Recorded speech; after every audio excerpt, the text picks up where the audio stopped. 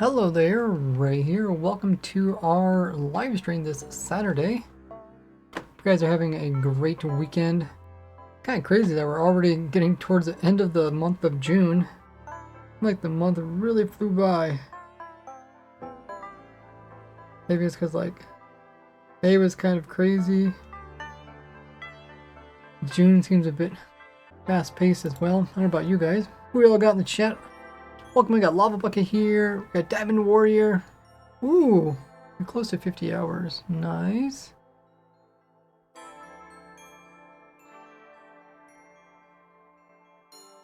Welcome in, Jack.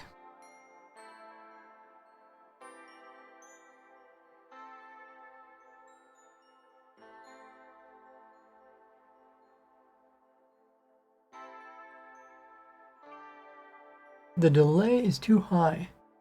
You can maybe check your latency between the stream and check your latency between Discord. Because I think my stream's set to the lowest latency, so it might be wherever you are compared to wherever the Twitch server is. Between sound and video. Okay. Welcome in, Chapa. We also got Merc here in the chat. I did not have a stream yesterday. I worked on the new video. If you haven't already seen that, check it out. Put out a video on my mace farm, which combines my breeze farm for the breeze rods, and also my trial key farm, which you can get ominous ones from. Pretty sweet. So that video is out. Took me a while to put that together.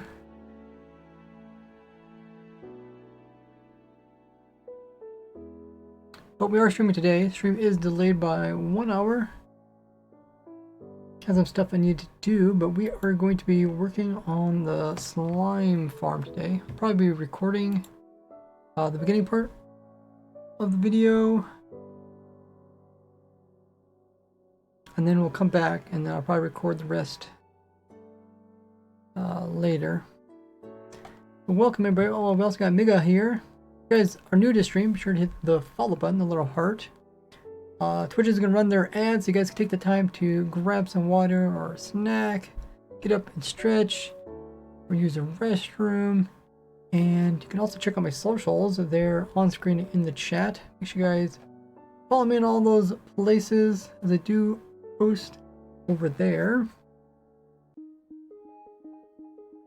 And you can also join me in the Discord voice call. Okay, looks like Twitch is gonna run that. I'll see you guys just in a bit. And then I'll use this time to send out announcements.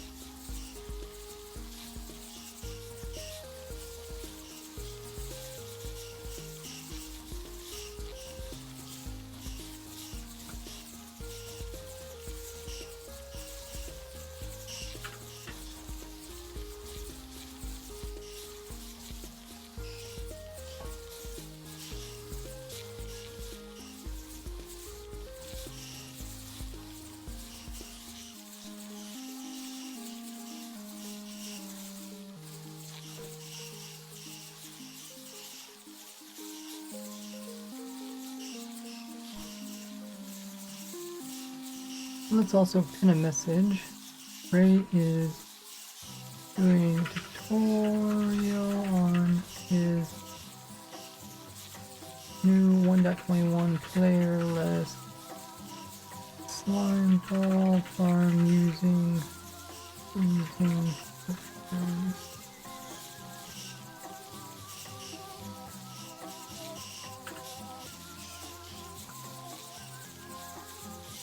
Mace farm video.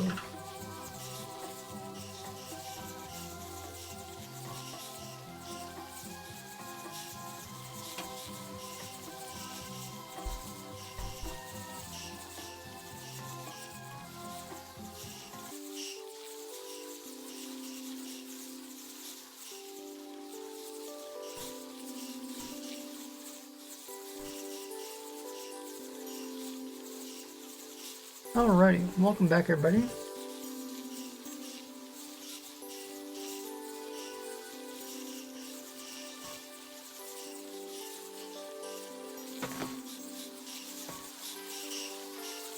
So today, I think I'm going to do the block by block tutorial on this farm. Let's just double check, make sure everything's working properly. Okay, don't need that potion. There's a lot of particles. Probably remove that.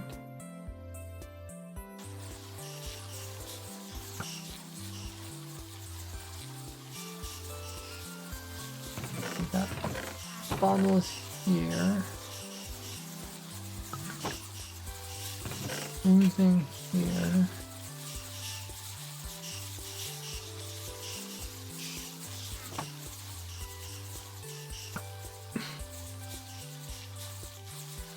Night vision, we can remove the scoreboard.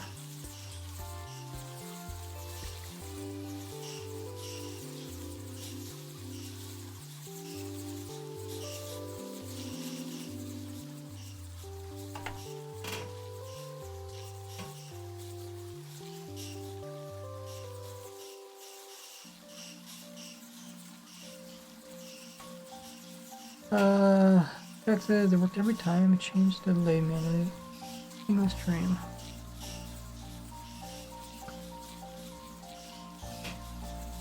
I can double check, make sure it's still set to the lowest delay. Latency, I think they call it. Not on the server because I'm doing an actual recording a block by block tutorial video.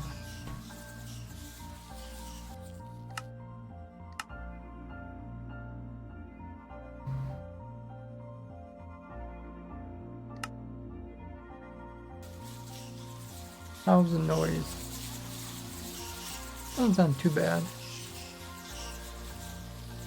How's our machine working? Looks like it's working good.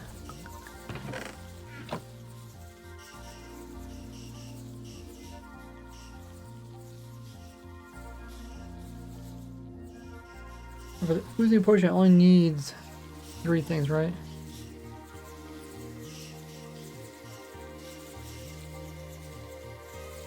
Awkward, then oozing, then splash. And this seems to be working too. Where it's pulling.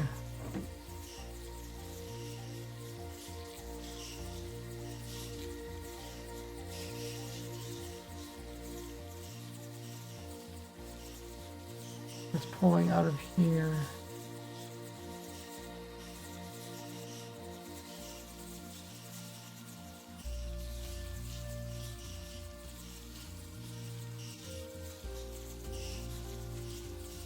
If this gets used up, fills back in again.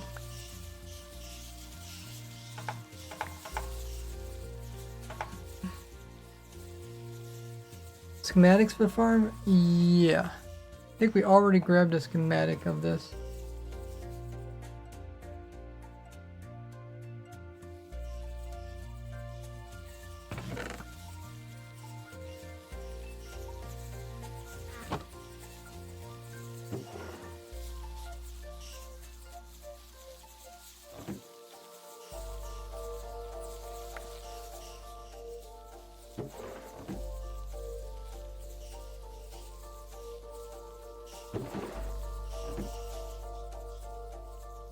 Okay.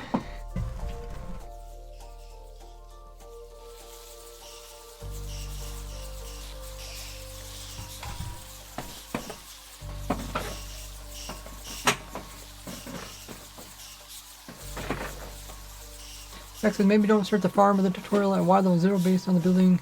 Over the void. Spot was really stressful. Yeah, for this design, you can build it pretty much anywhere.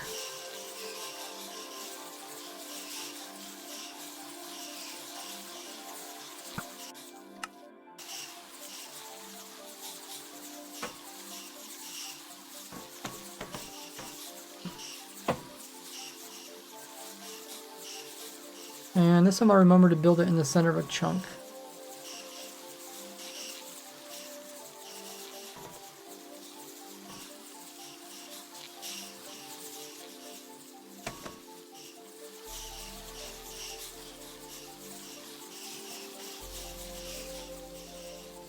Hey, creeper.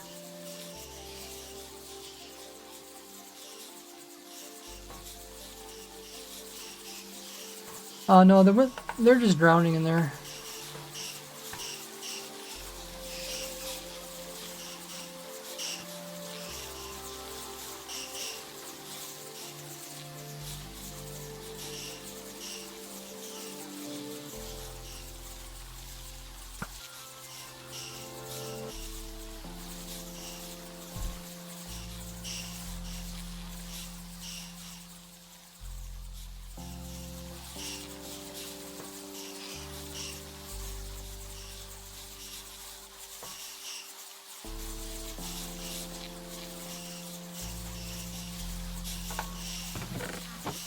Let's check out this one, make sure this one's working. Okay, that's good.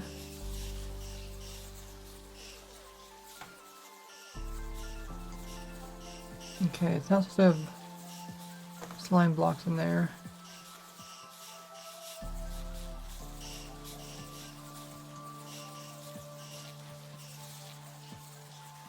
Okay, that looks good.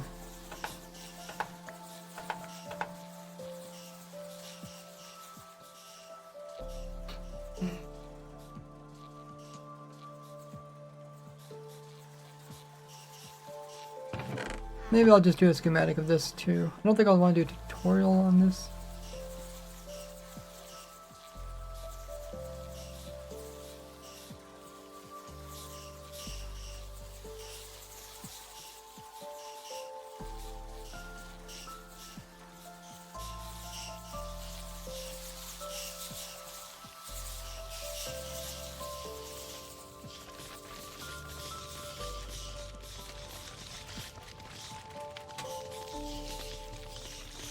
Check out the loot. Good.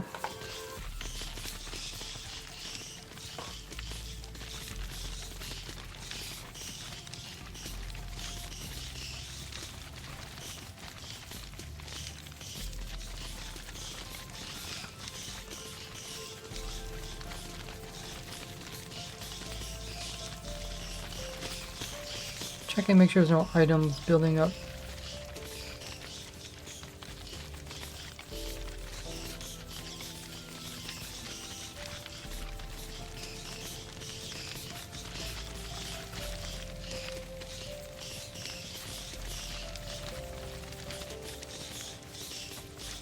Okay.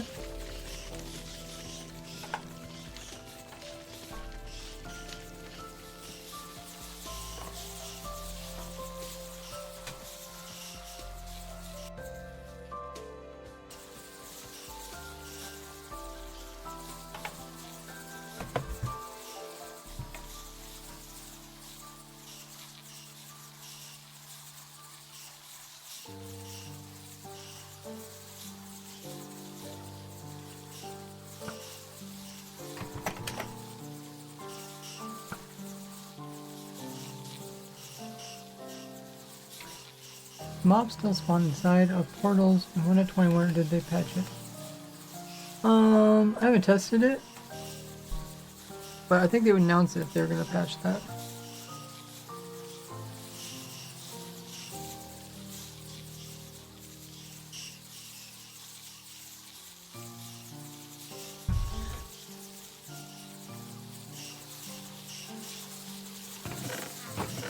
Okay, I think we're ready.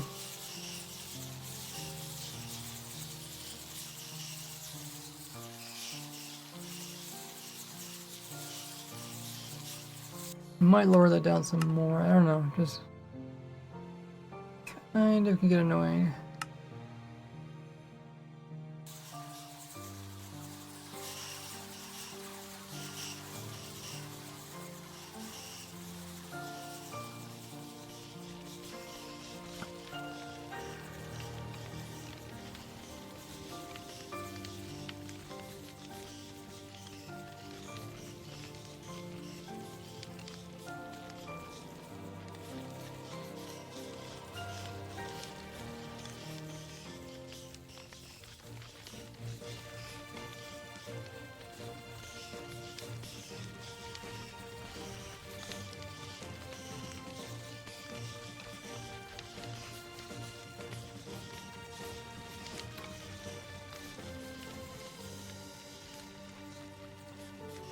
Where should I build this?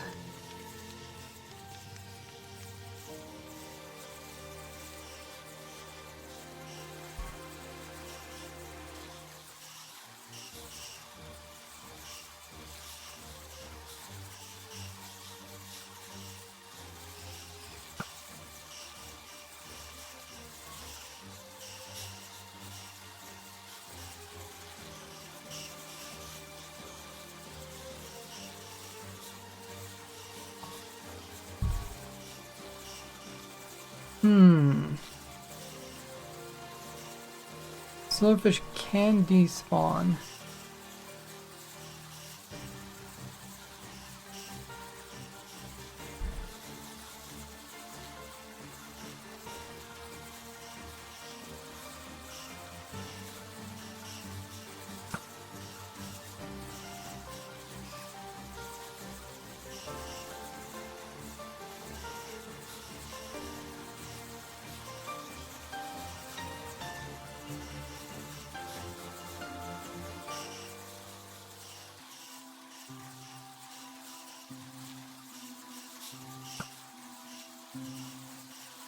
Oh yeah, we also have a music box here. That was to play music. We can breed them. I don't know how well that went.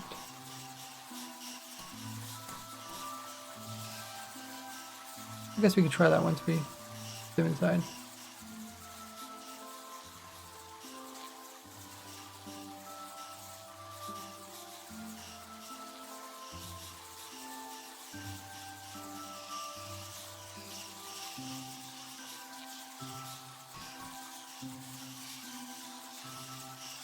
Don't know if I'd recommend this in the nether dimension.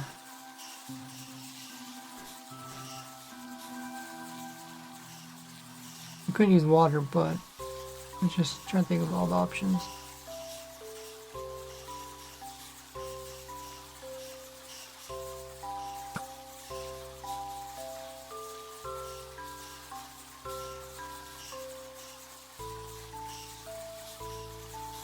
Yeah, so I think the main options would be buy a player,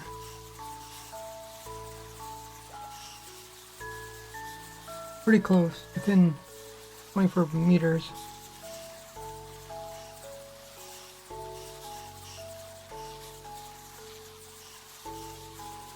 Or in the end dimension, chunk load it, because it's unlikely for somebody to come to the end dimension.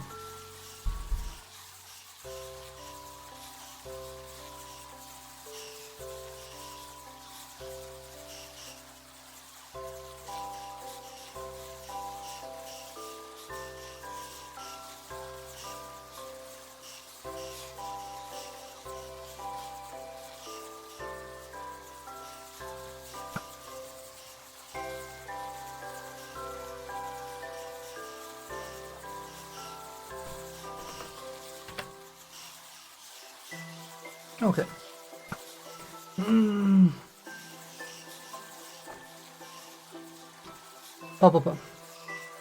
So first you need to decide. Okay. So first you need to decide where.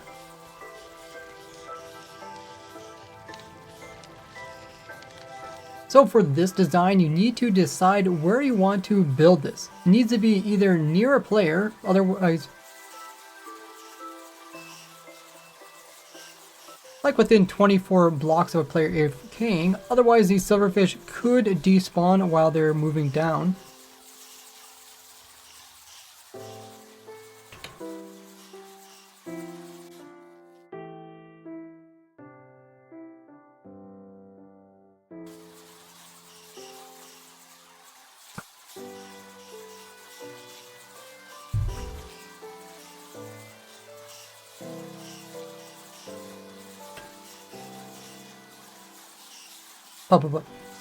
So like a location at your base that you commonly AFK.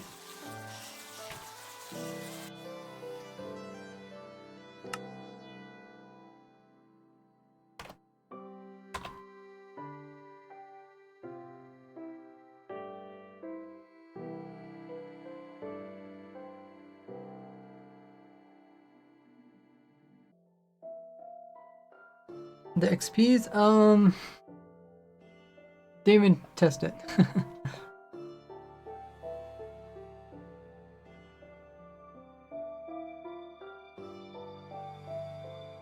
Check the pinned message if you guys have questions.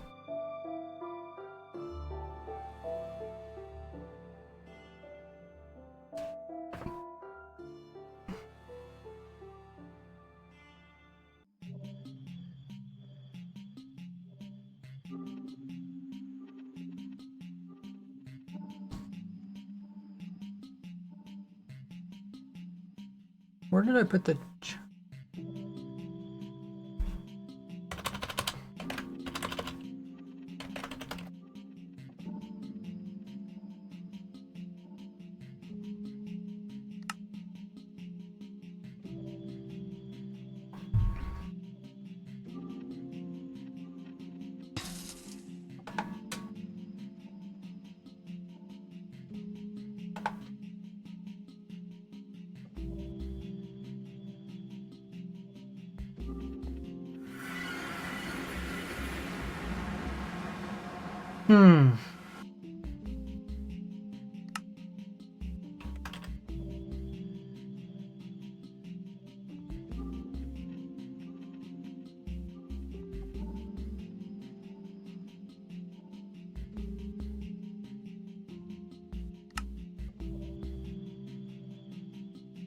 Hey, Dexter.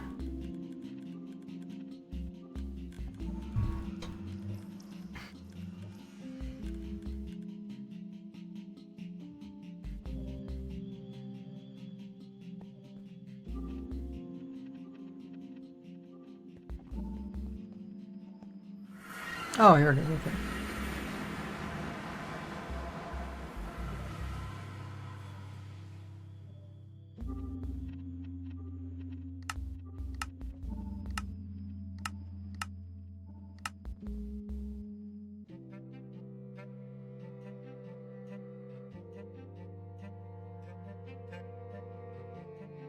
Hey, Jack. Would you like to be a stream moderator? You're very helpful at answering questions. Just message me on Discord. They give you that title or that role in Discord.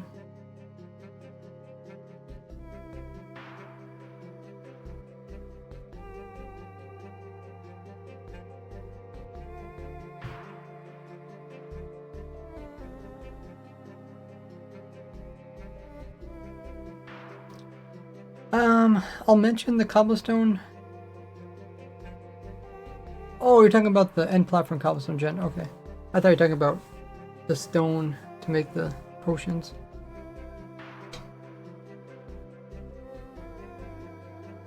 Yeah, I'll do a video on that.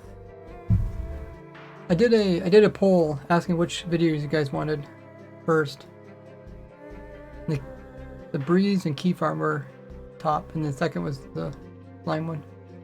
The slime one we're doing now.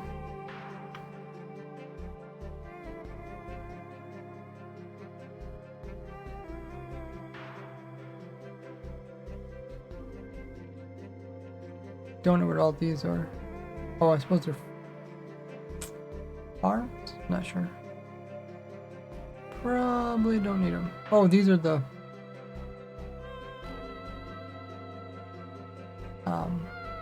chunk loaders.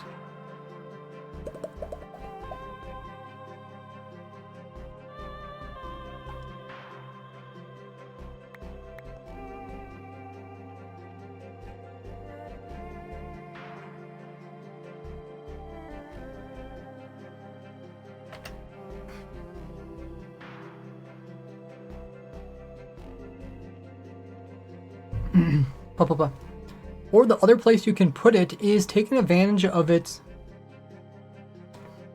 Or the second location you can put it is in unloaded chunks.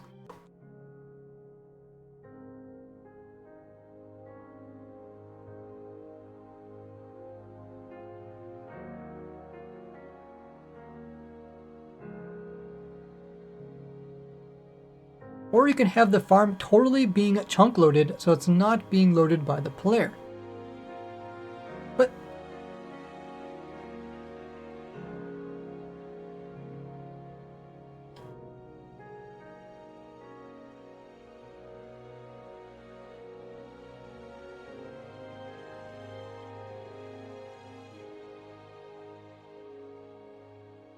and since people, but we still don't want the silverfish to. But we still do not want the silverfish to despawn, so we need a place in the farm and location where if it's chunk loaded, they won't immediately despawn by having other people in the same dimension. But the overworld and the end dimension, well, the overworld and the nether dimension are often visited by players on multiplayer. So a great location for that would be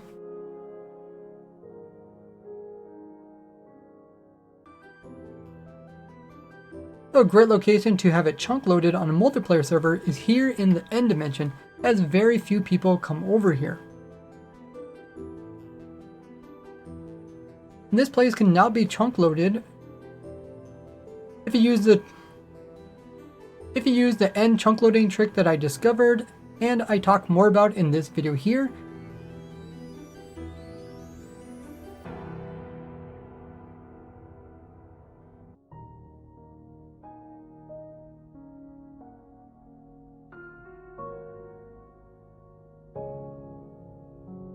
You can have it constantly being loaded in these green chunks here without anybody being nearby.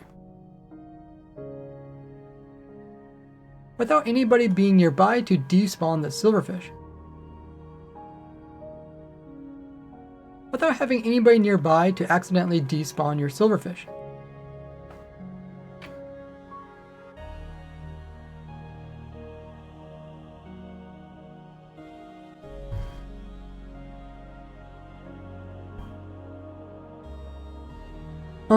So where do I want to do the actual tutorial? Probably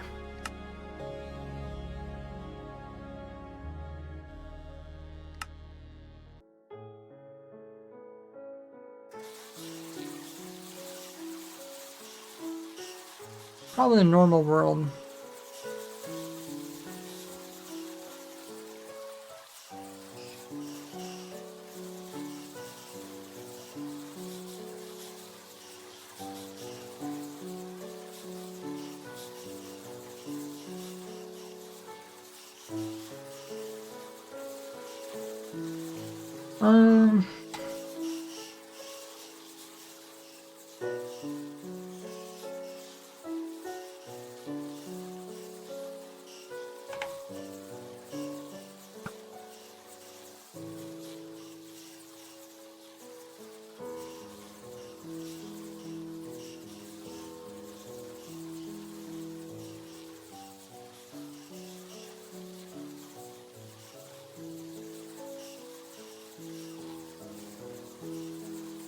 Oh, did I do a...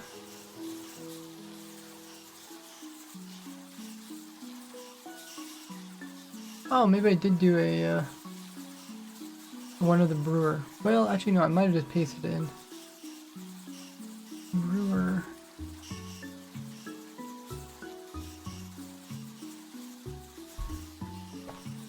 I guess we can just try pasting it in. See what happens.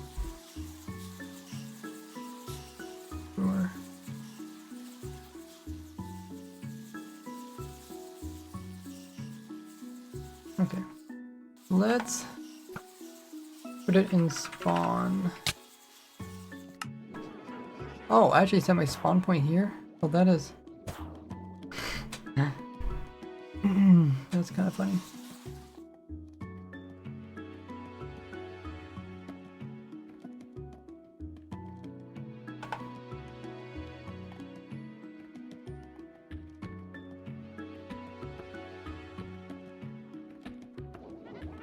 Oh. Wait, how do I get out of here? Do I just TP myself?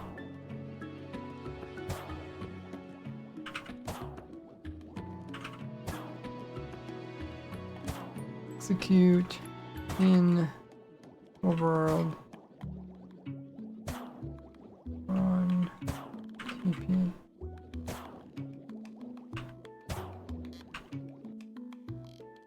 Oh, what? Oh, this is where I was testing it. Oh, okay.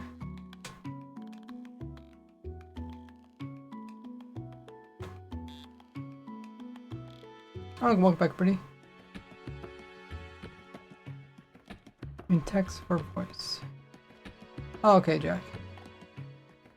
Chunk loaders do work. I have a video on it.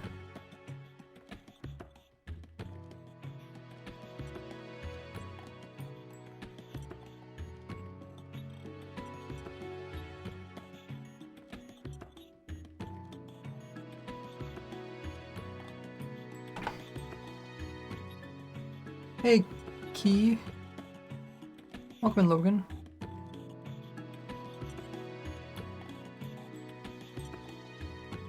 Let's figure out where it's at.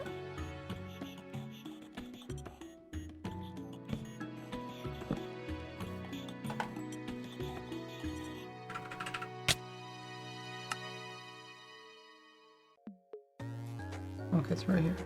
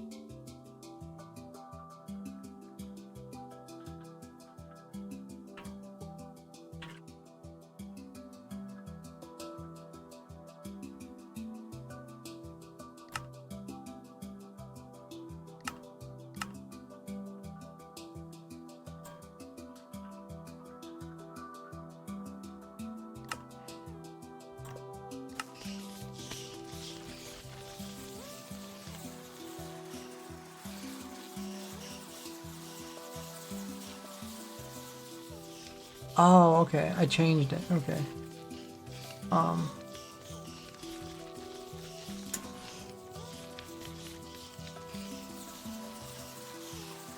Okay, let's get the newest version.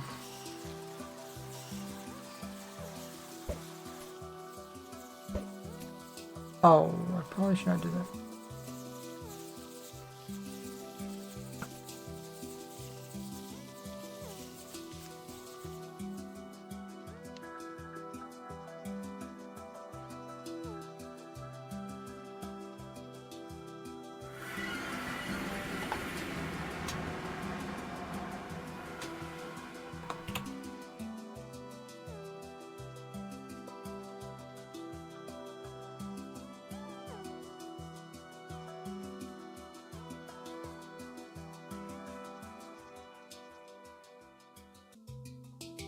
Where is this platform? Oh, there's over here.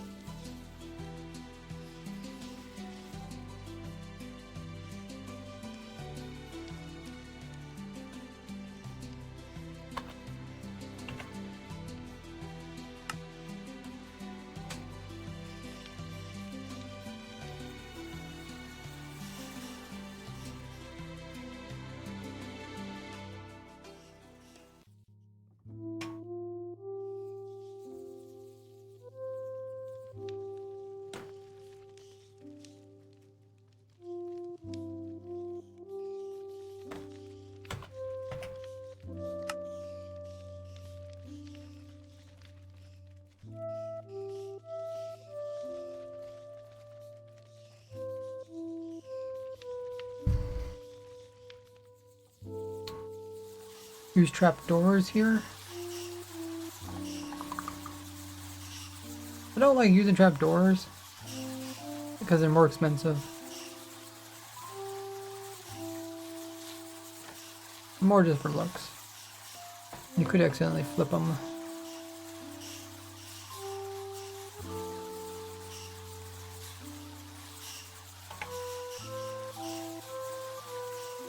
Oh, for the potion brewing part. Oh, yeah.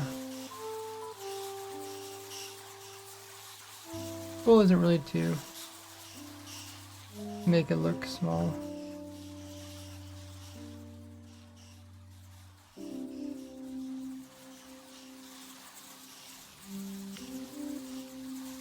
They don't die, but they do drown.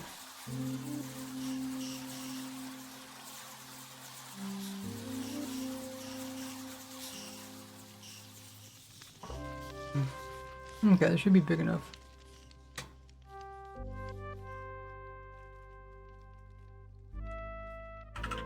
Lay slime.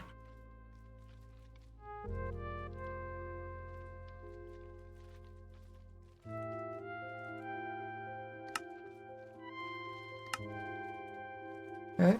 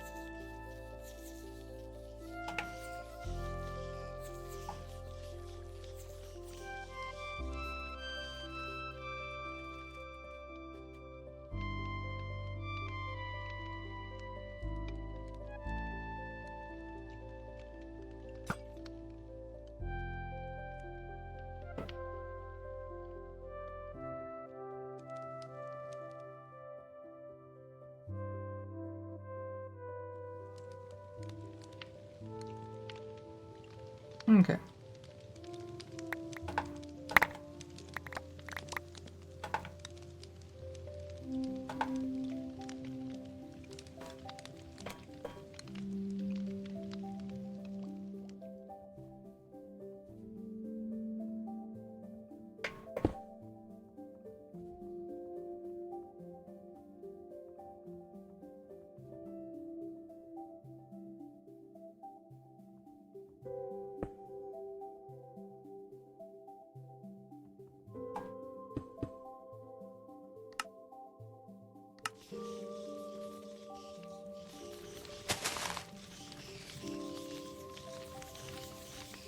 Dang, I still managed to...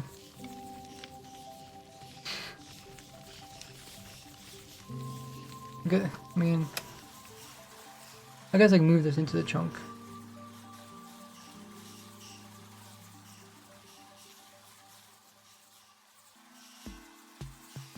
I should have seen that coming.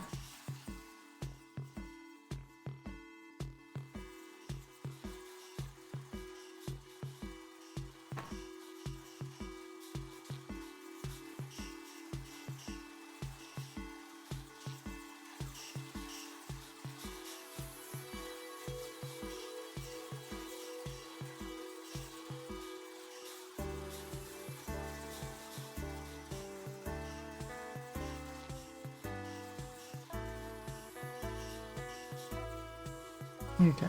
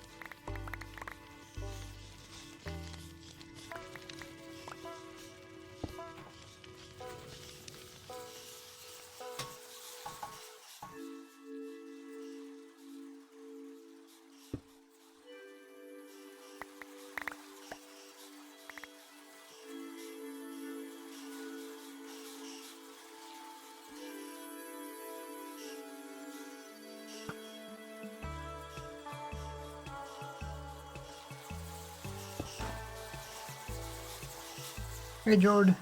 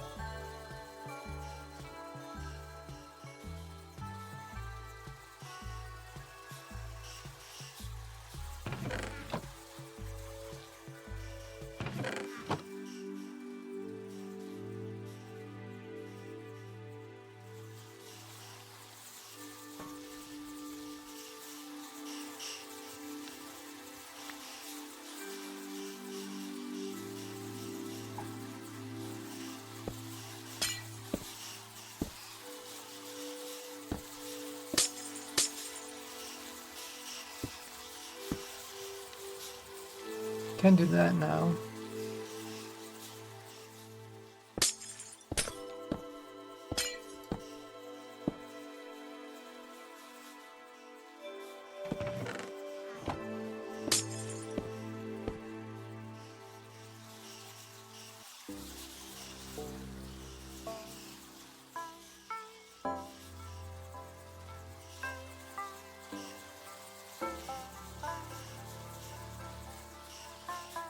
I already made a snow golem design key.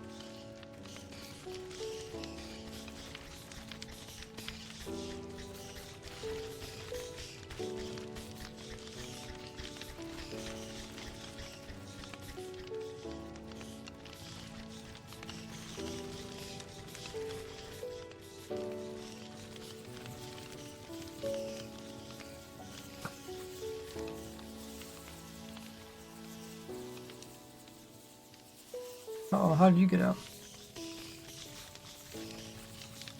Did I not? Did I put a roof on it or something?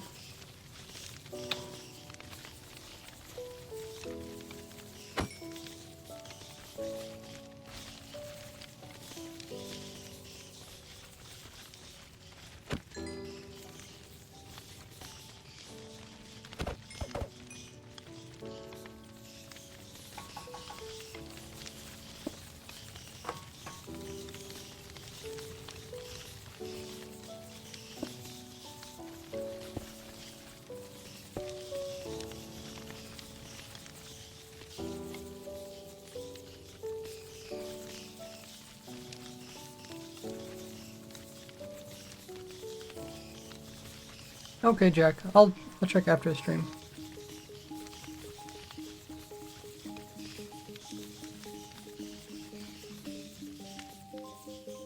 Wait, how did they get out?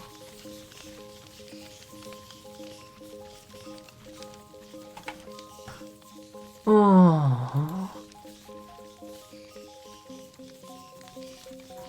Anybody see?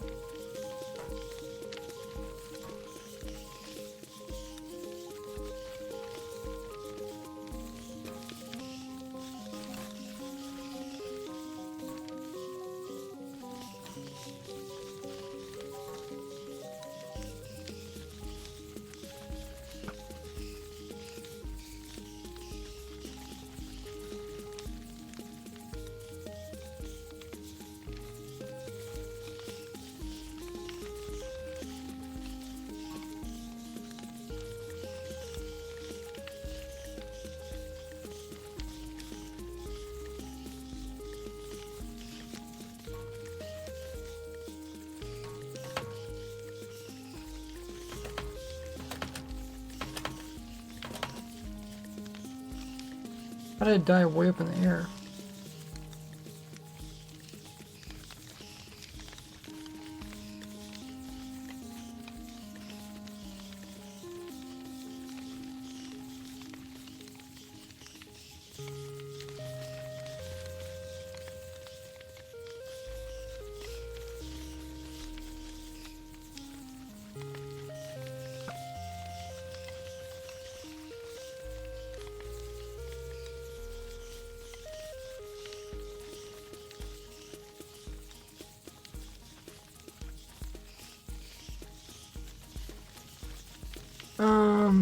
Kind of dies in midair, right?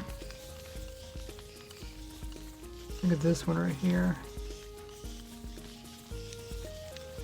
Or one of these. It's way up there. Just double check.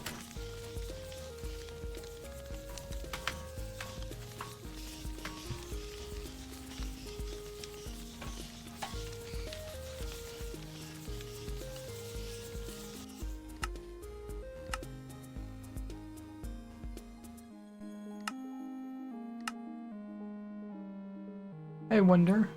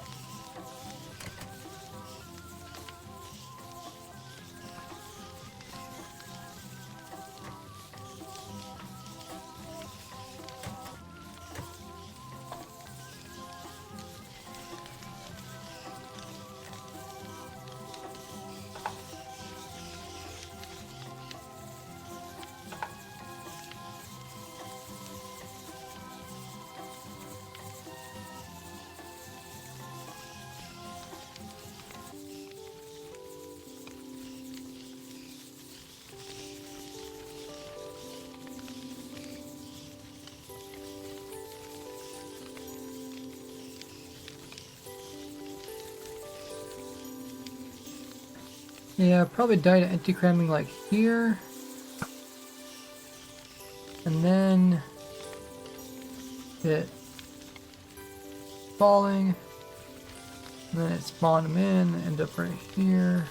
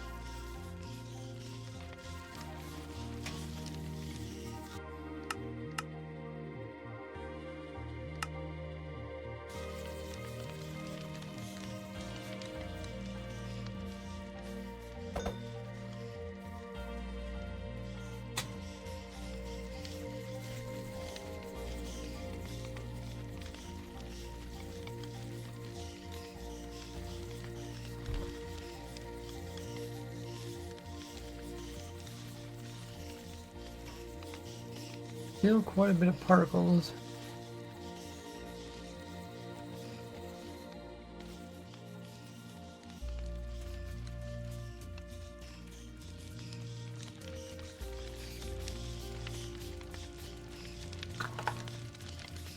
A little bit hard to see how to do this part of the tutorial.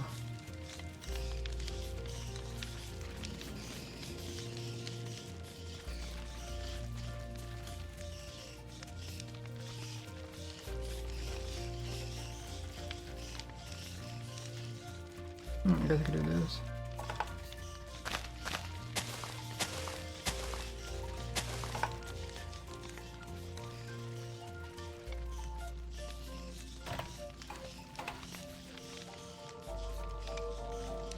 Welcome back, everybody. I think we're ready to start the tutorial. Working on it. Use the chest. Hopper.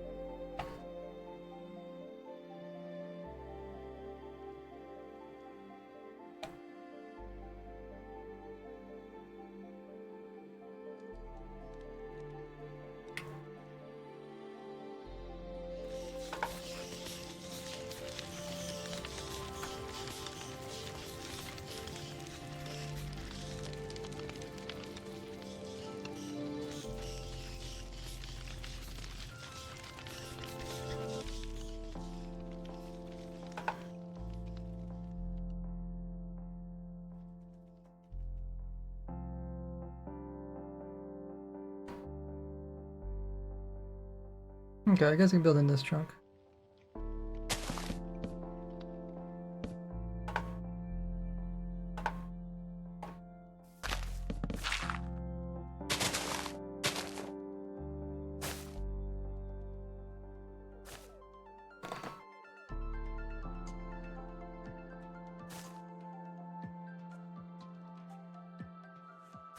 So I can lay down the first layer before I start the tutorial, which will help.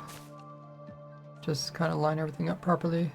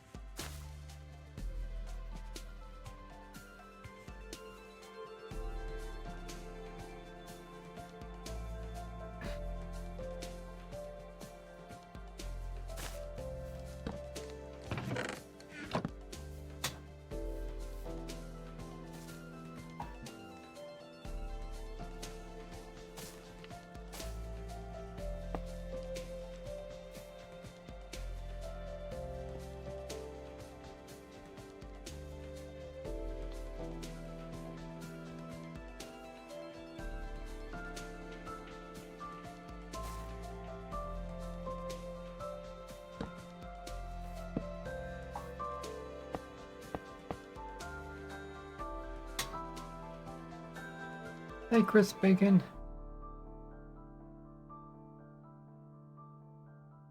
Thanks everybody joining as a follower.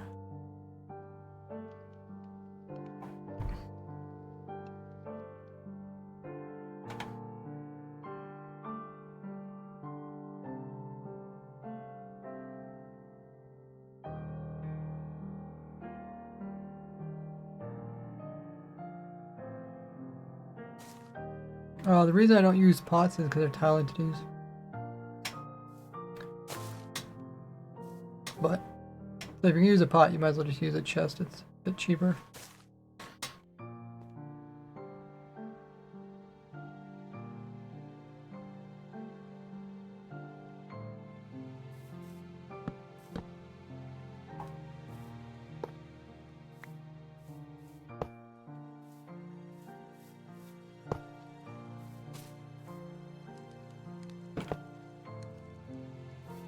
Huh.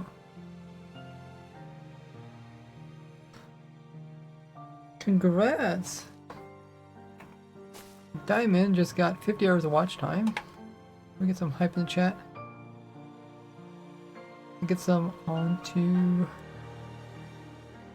the testing server with creative mode. No, get opt on the testing server. You get OP.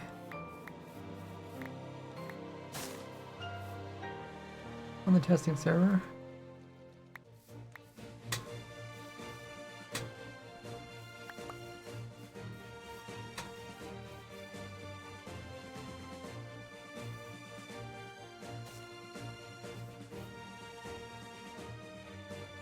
Well done. Hopefully it tells you how to get opt, what you need to do.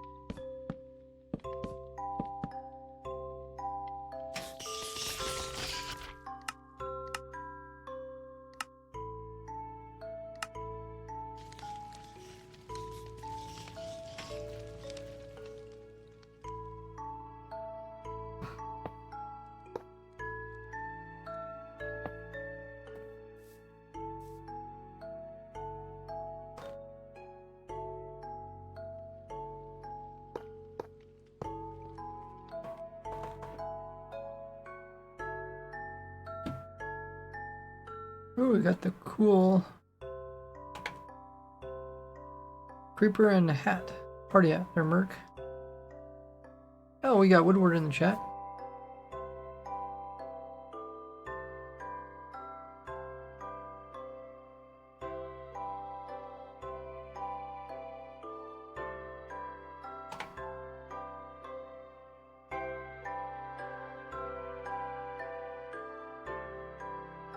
The snow golem version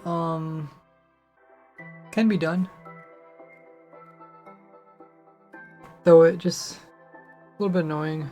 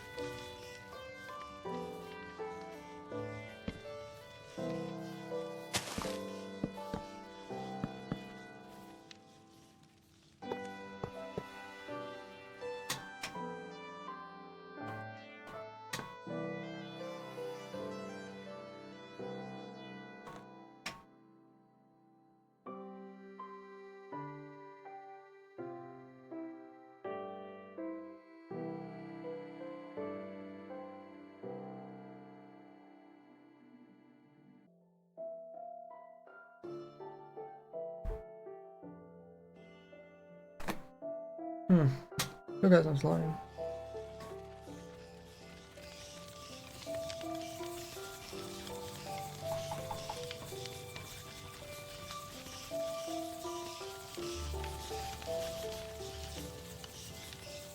So I clip through there.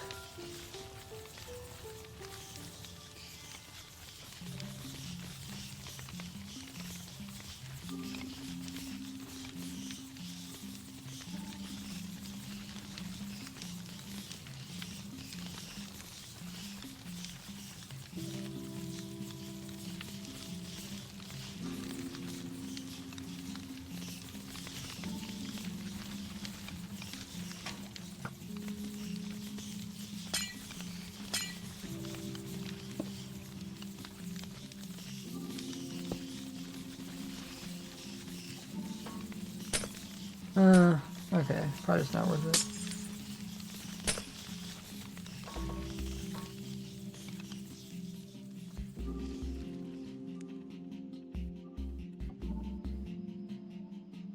Hey, Gabby's here.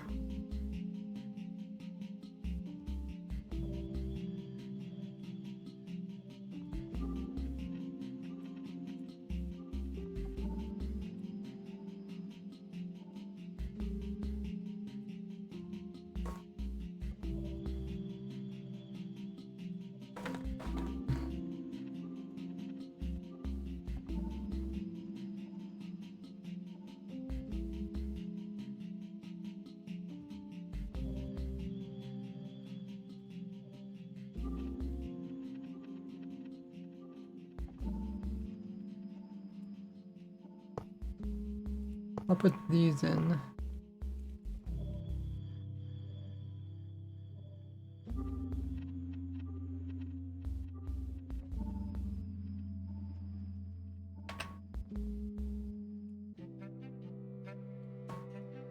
Pop, pop, pop. Once you figure out where you want to build the actual farm, you want to place it in the very center of a chunk. You can find these by pressing F3 plus G, and then we're going to start out by building the collection system, as it does produce an insane amount of slime per hour, so we want a lot of hoppers and chests to collect all that amazing loot. We will pack it down.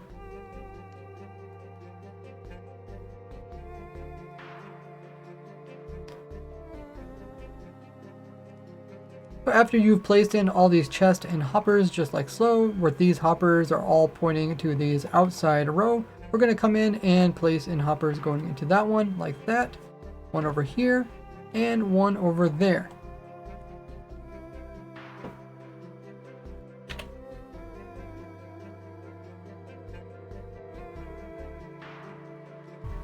Okay, so now the second layer is also a little bit tricky. Not as bad. Okay, so let's first do the easy ones.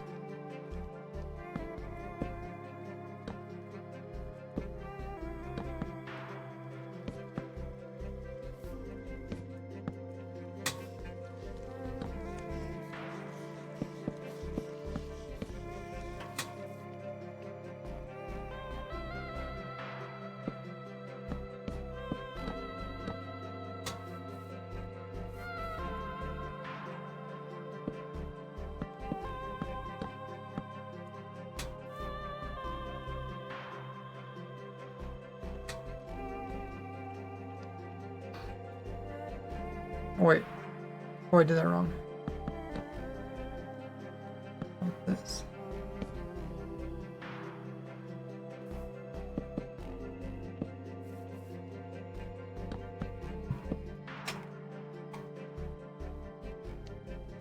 Oh, I did these wrong too.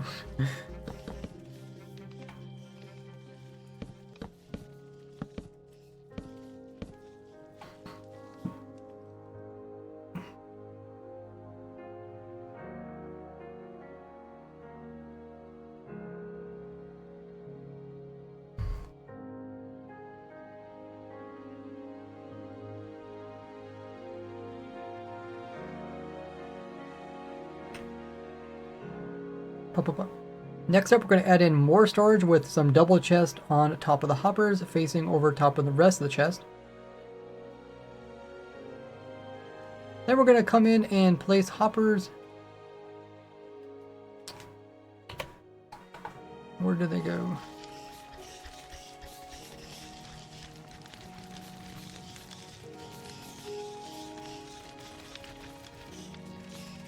Oh no. Okay, we have crafters going into there, okay.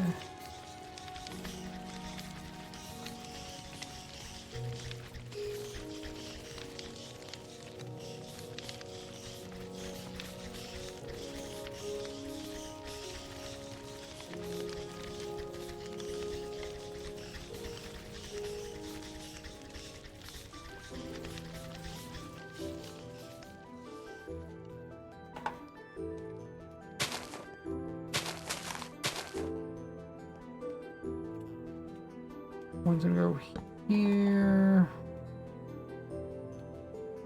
One's gonna go on top of those two. And then one's gonna go on top of...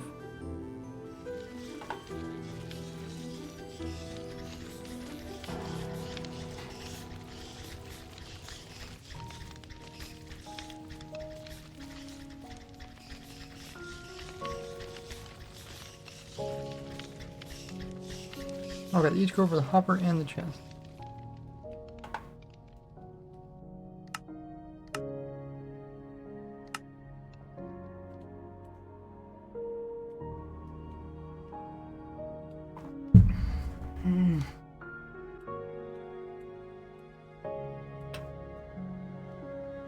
Papa. Next, we're going to place a double chest that goes over top of these chests and over the hopper, chest, hopper, like so.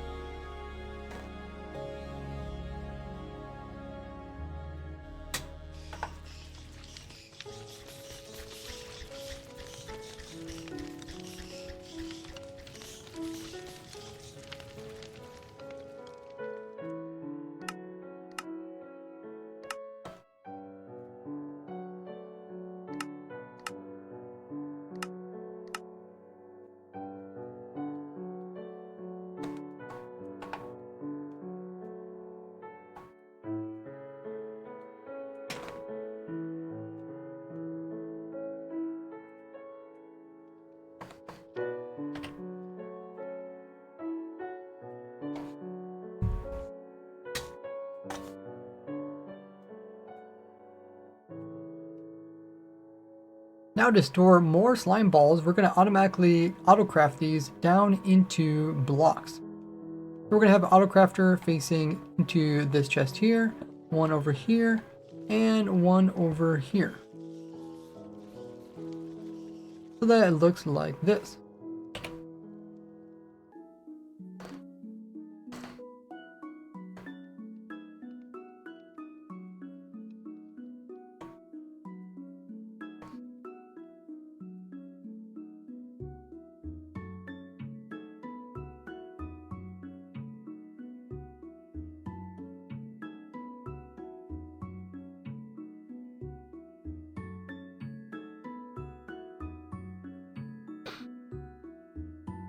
Now I think we need some hoppers. I don't think it matters where we put these hoppers.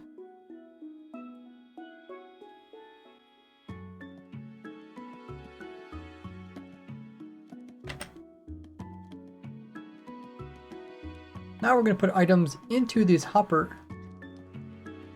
Now we're going to have the slime balls go into these crafters with some hoppers. So we're going to have hopper going into that crafter on these two sides. And this crafter gets 2 hoppers as well on these 2 sides. And this one gets these 2 sides. So that each of them have 2 hoppers feeding in items.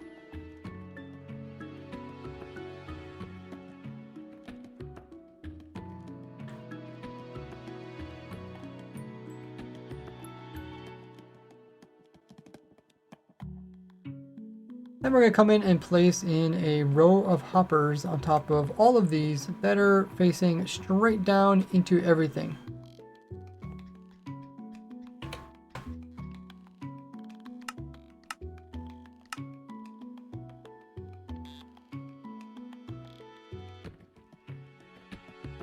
Those particles are crazy, man. The main thing that's lagging me.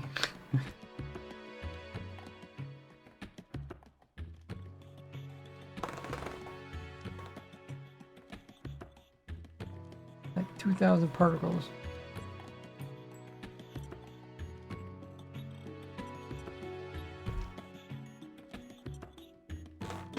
Okay, while there's an ad break, let me grab some more water. And meanwhile, you guys can check out my social links, check out my new video that I put out last night, and I will be back just in a bit.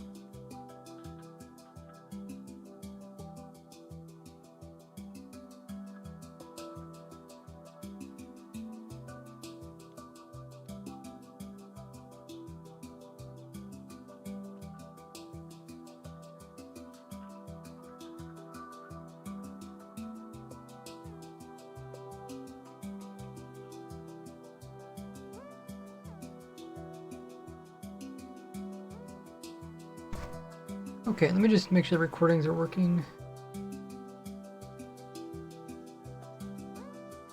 We don't need this anymore.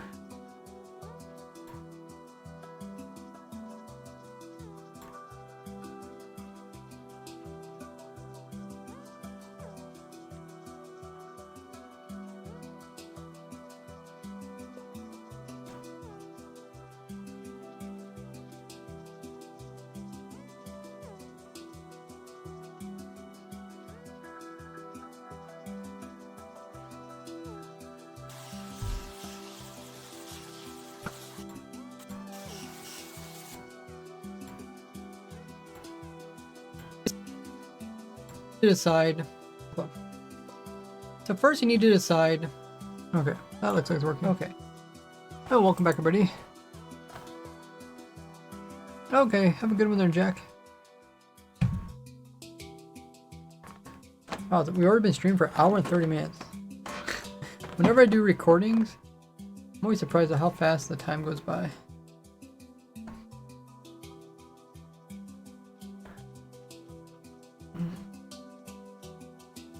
Now what do we need?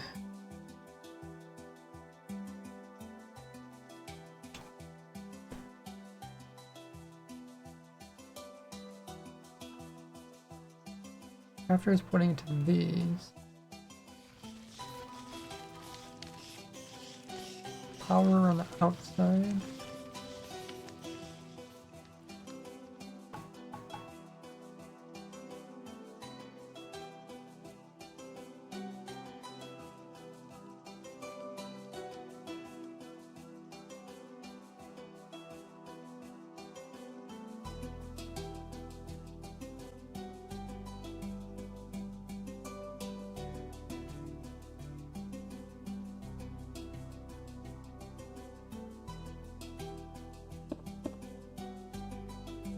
I guess all the way around it, maybe?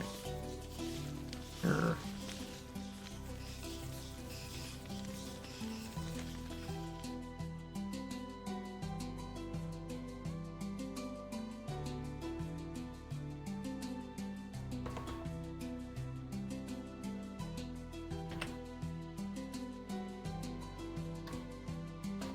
Blah, blah, blah.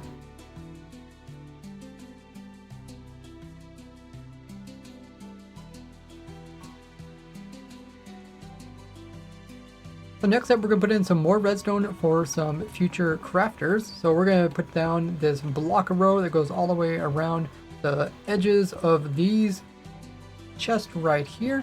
And we're going to take this around all four sides so that it connects up into a big circle. And then looks like this.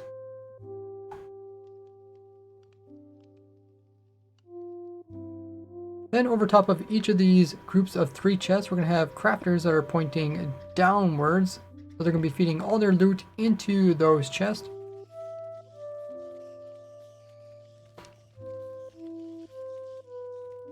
And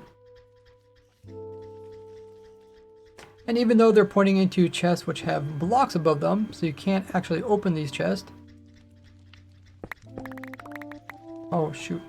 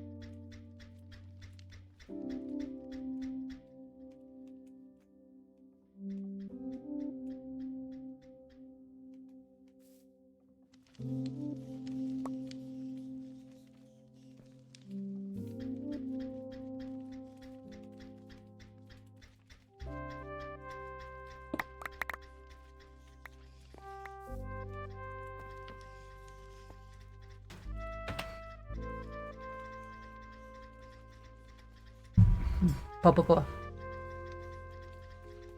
So even though these crafters are pointing down into these chests, which ultimately makes it so that you can't open up the chest to check on the loot, you can still get the loot from the back here.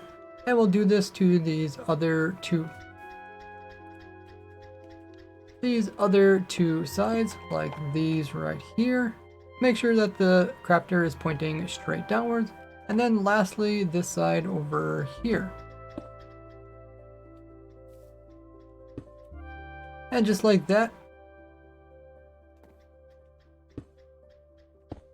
And then it should end up looking like this. We're going to then connect up all these crafters to the hoppers by pushing items into these sides on them.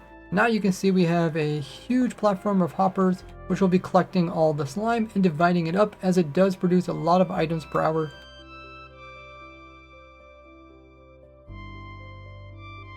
You can use less hoppers and crafters if you're not using as many allays.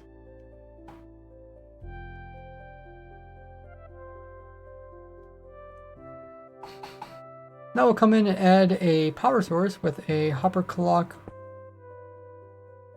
with an observer clock right in here, and then we'll connect up these two sides so that those crafters can be powered, and then we'll also hook up the redstone on these two sides so those crafters are also getting powered. Now they're automatically crafting everything down and pushing them into the chest.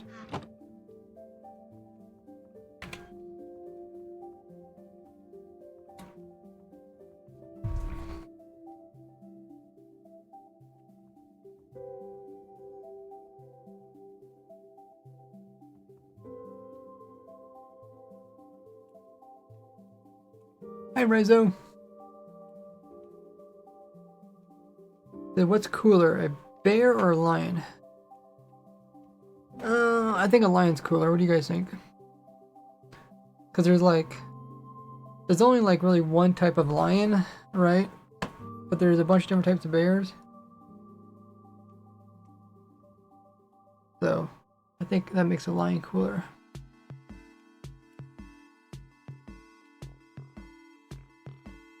Okay.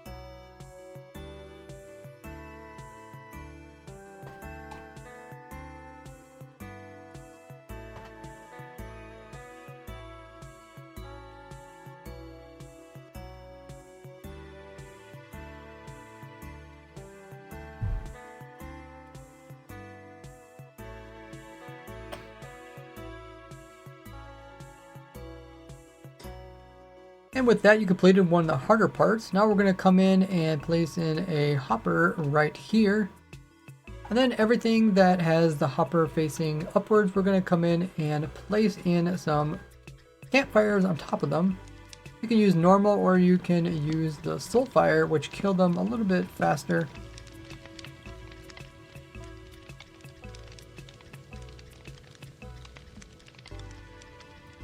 And then these will go on top of every single hopper you see here until it looks like this.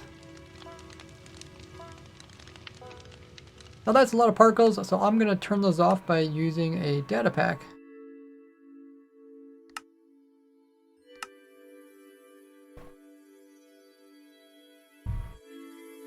You guys can see the next steps that we need to do. So now we're going to come in and we're going to place in some glass. That's going to go up a total of 4. You can use solid blocks, but it's kind of nice to watch the farm run. We're going to do this on each of the 4 sides.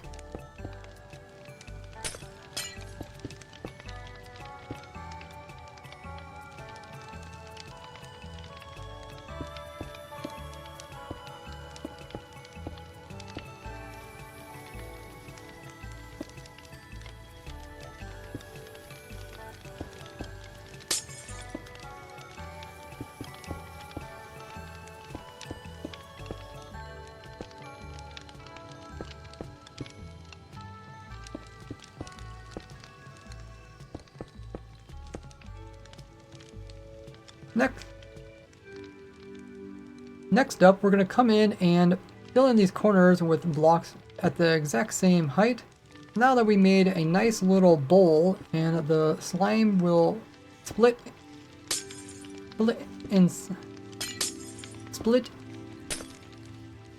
split inside of this bowl area that we created, and that way they don't get out and you can collect all the loot from underneath.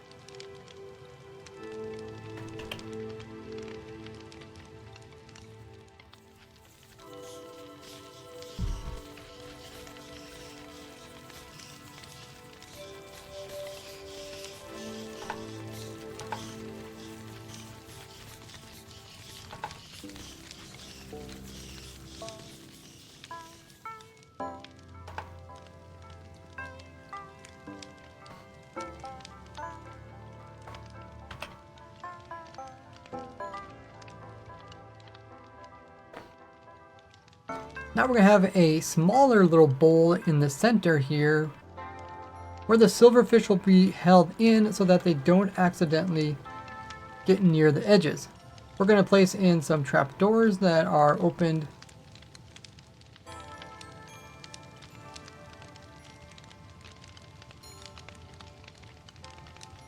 so that they cover up all the sides.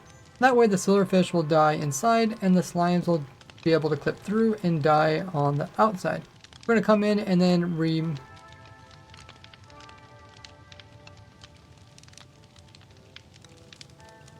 just remove this block here, and then we're going to take up this little bowl and turn it into a drop chute.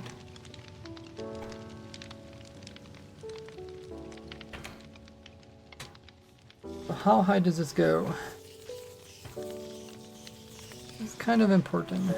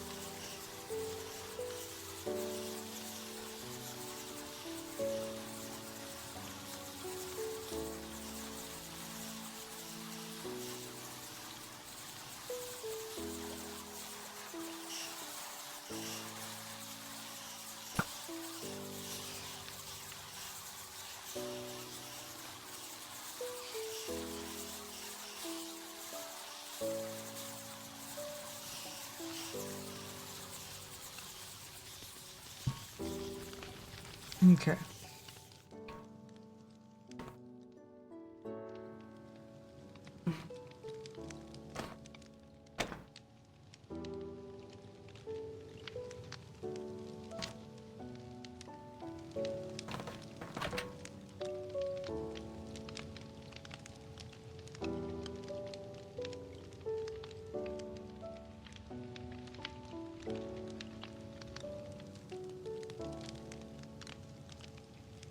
And we're going to take up each of these sides an additional 8 blocks.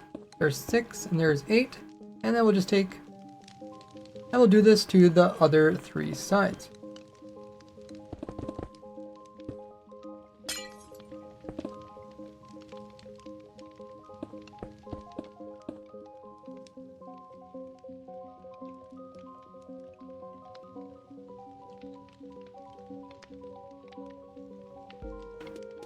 Then we're going to do this one more time, but this level is going to have a cobweb in there. And then we're going to do this another time with another cobweb. I think I did that right.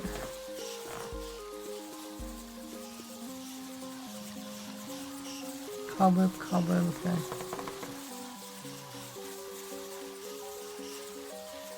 That's a dispenser.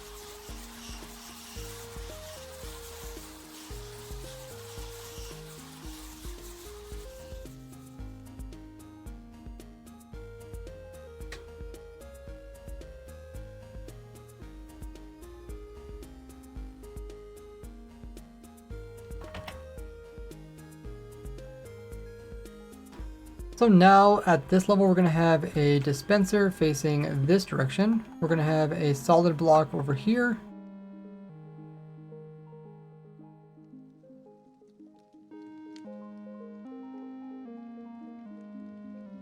And then we're going to have another block over here.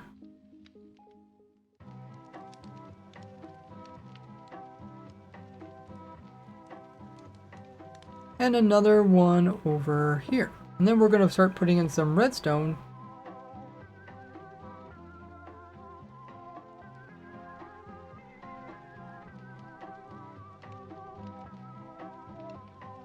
In order to make a hopper clock.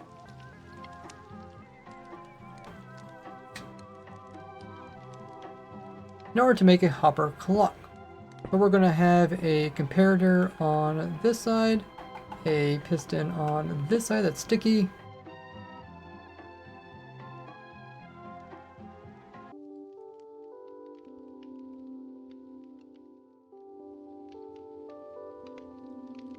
Go out a bit further, have a redstone block there, a temporary block there.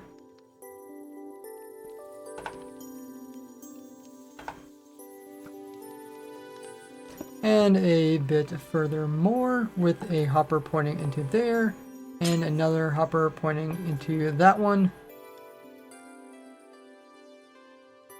with the comparator going out of it and into this block, which will push the power back around and into this redstone block here, which is going to go into this sticky piston.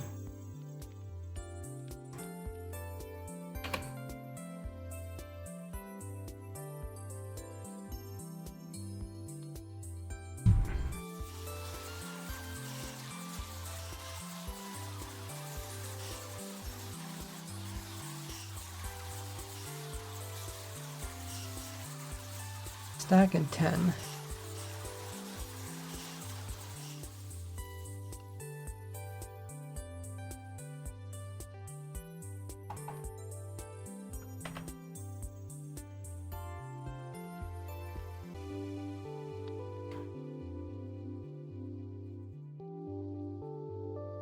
And then place some blocks above this.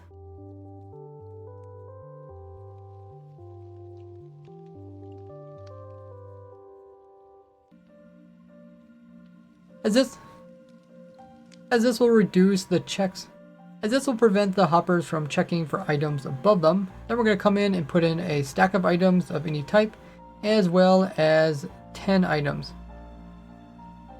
And these items will go back and forth in the clock, and every time it goes to one side, it's going to push the piston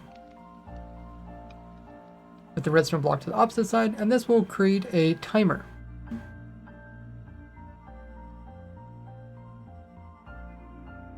This will turn this redstone dust, on and off, which will activate our dispenser at a perfect timing so we can douse all the silver fish with the oozing potion. So now we just need some storage for the oozing potion. So we're going to put in a hopper here.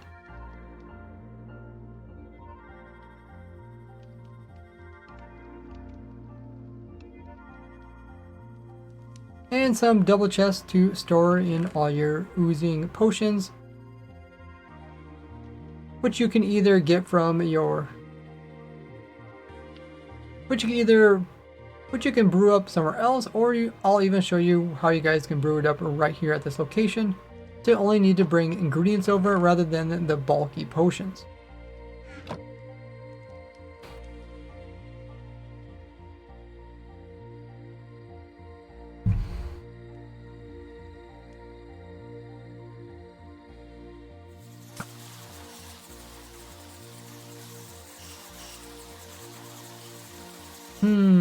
Okay.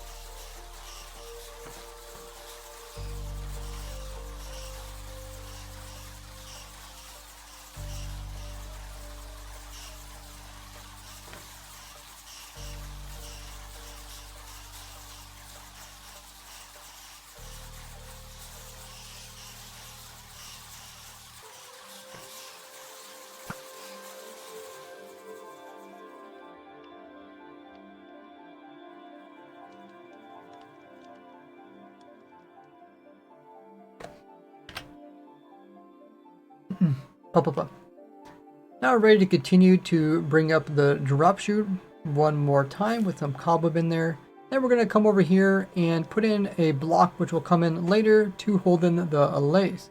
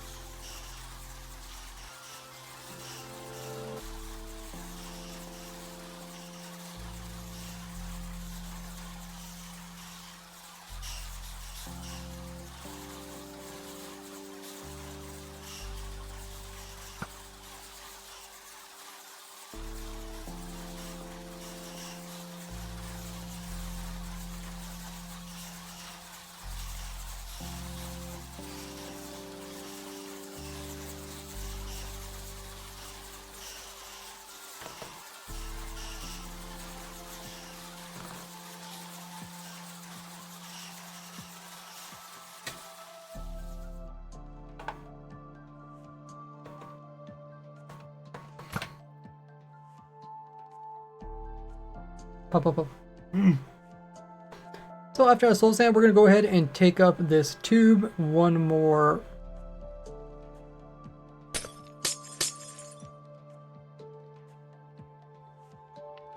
So after that soul sand, we're going to come in and extend this tube upwards a total of 3 blocks with additional 3 cobwebs, and we're going to come in and finish that off so that we're way up here.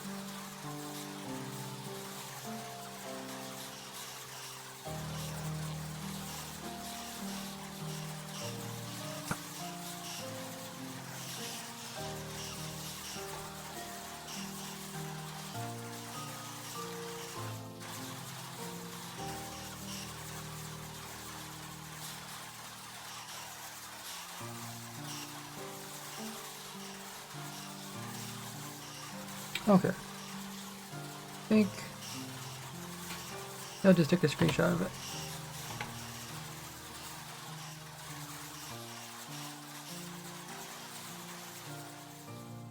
Hey, ZK.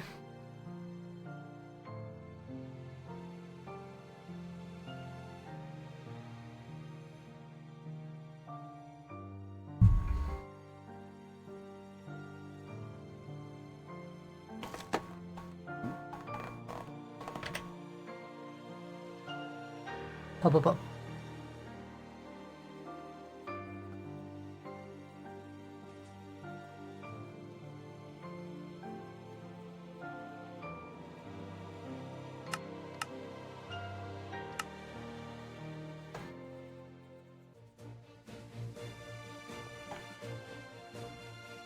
Now we'll jump back down to the soul sand here. We'll put in a temporary block there, and then we're going to place in some blocks on all sides, starting another little tube, which is going to hold the allays.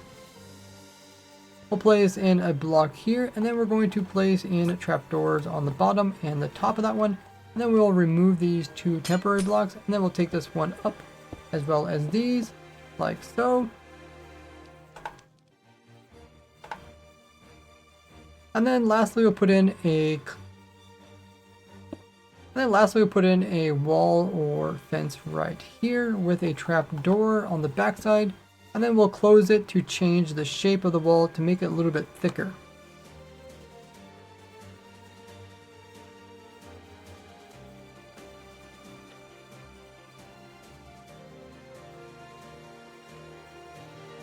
Then we'll come in with a dispenser here and glass on these two sides, and then we'll connect up these to this tube over here. Now we have the two tubes connected over this passage.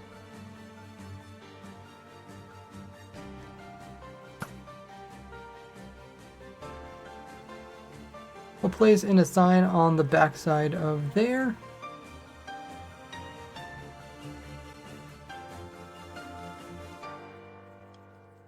Now we're ready to put in the water. There'll be a water source there, pushing all the silverfish over there. We're also going to put in some water here, here, and up there to help us get the lays into the contraption.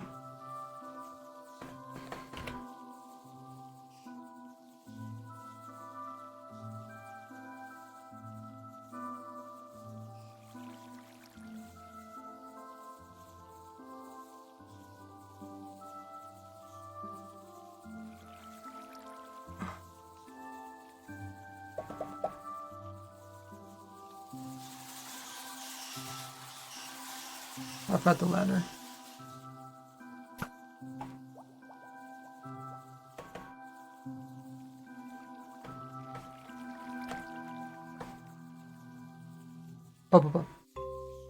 And since you can put in more than 24 lays, we'll put in a ladder so that they don't get entity cramming. And now that we have this all completed, we'll close off this entire thing so that the lays and silverfish can't get out of it. Now they're just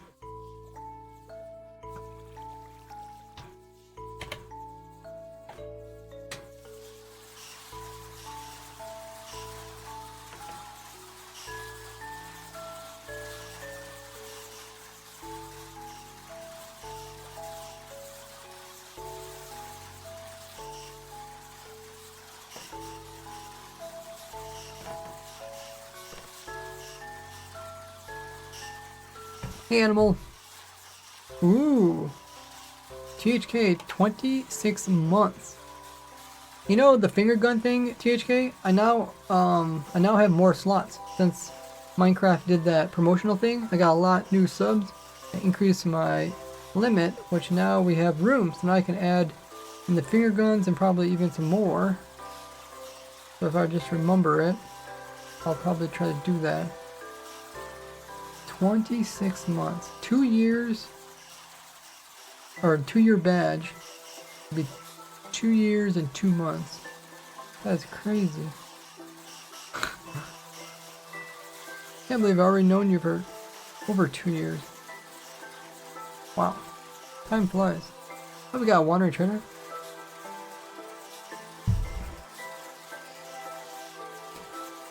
Oh, it might be a little bit delayed, otherwise maybe it already did it? I'm not sure.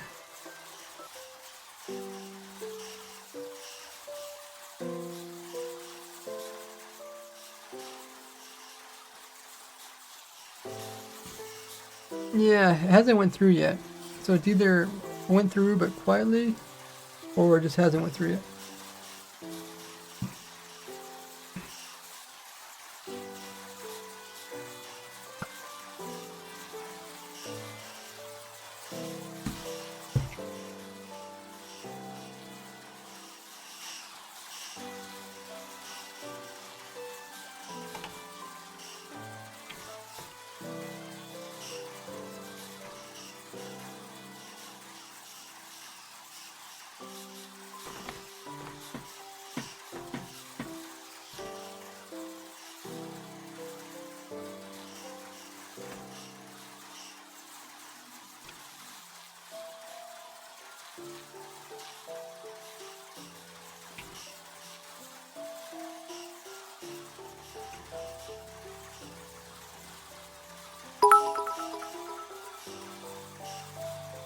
Oh, THK. Also, boom biddies.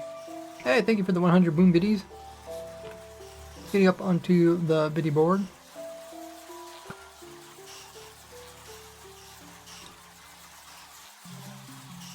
Hey, Wavy. Oh, what's that cool badge? Raging Wolf Helmet. Huh. Is that like a reference to a game? Elder Ring. Oh, the Elder Ring game.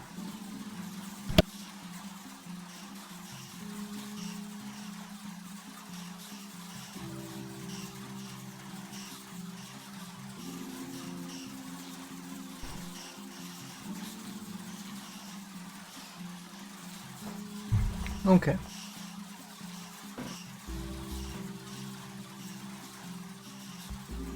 Let's put in the redstone for this. Pretty much the exact same thing, but the opposite. Ah, 2022. Let's go. Ah.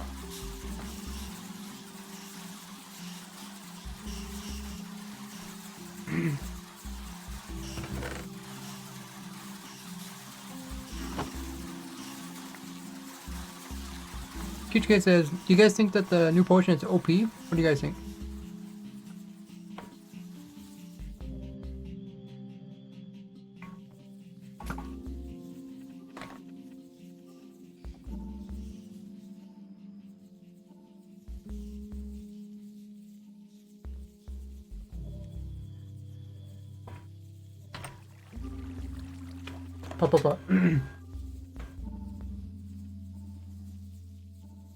Pop. Now this dispenser is for splashing the allays with the infested potion.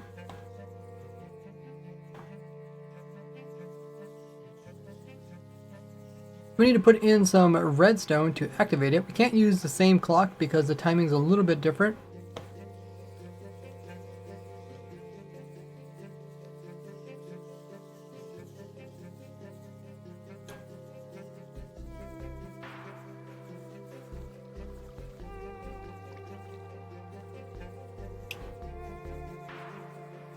But we'll have a block there, and then we'll have a redstone there, a block over here, sticky piston, and a comparator there. And then we'll come in with a hopper pointing into this block, as well as a hopper pointing into that one. a redstone block over there. And then we'll also have a sticky piston facing this direction. And a comparator facing over here. And lastly, this will push power into this block. And then send it into the redstone into this over there. Once again, we'll put some blocks over top of these hoppers.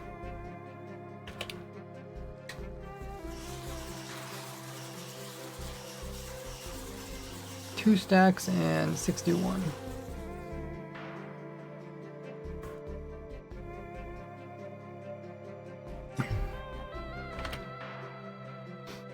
Pop, pop, pop. Pop, pop, pop.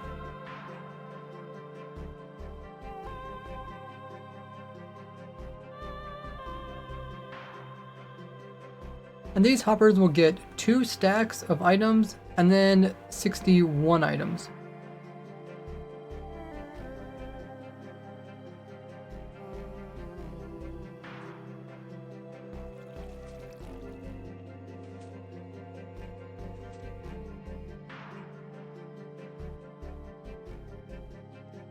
And these hoppers will get 2 stacks of items and a stack of 61.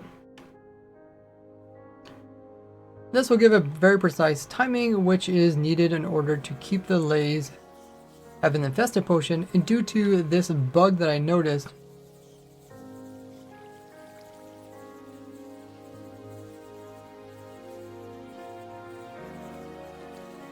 the game incorrectly gives the lays the potion effects.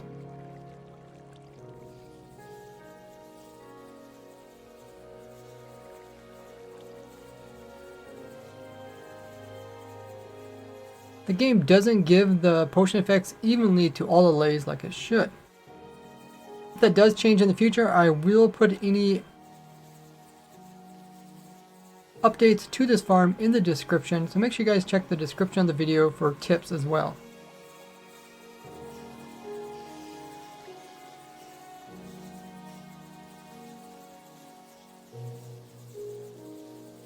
And we're going to go ahead and place in some storage for our infested potion by putting a hopper into that. And some extra storage with this double chest here. And this is where we'll have all the infested potions, which will convert a lay damage into silverfish mobs.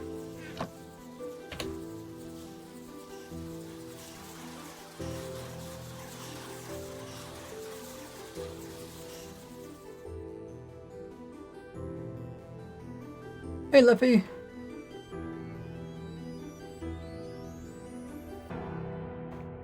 New poll. Oh, thanks. Yeah, stream moderators are welcome to do polls and other fun activities. You don't have to ask me. Kill farm, yeah, that's been cool.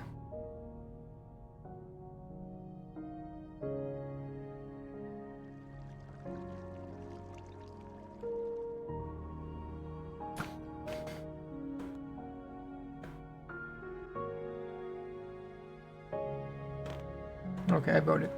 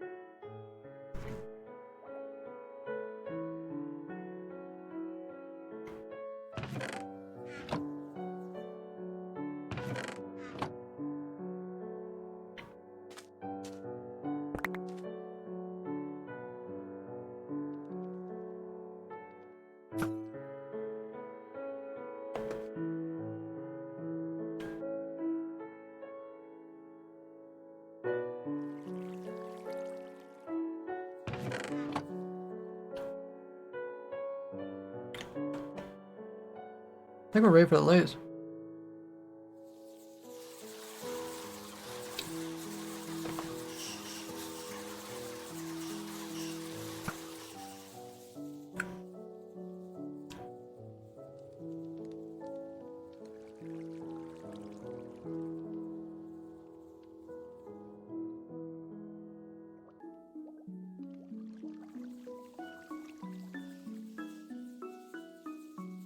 Hmm.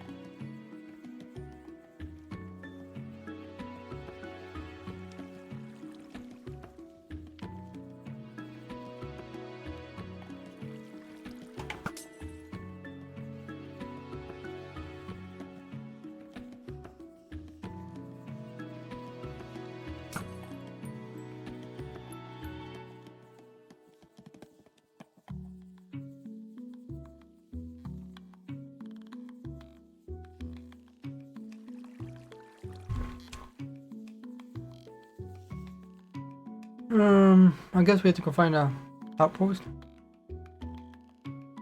or mansion.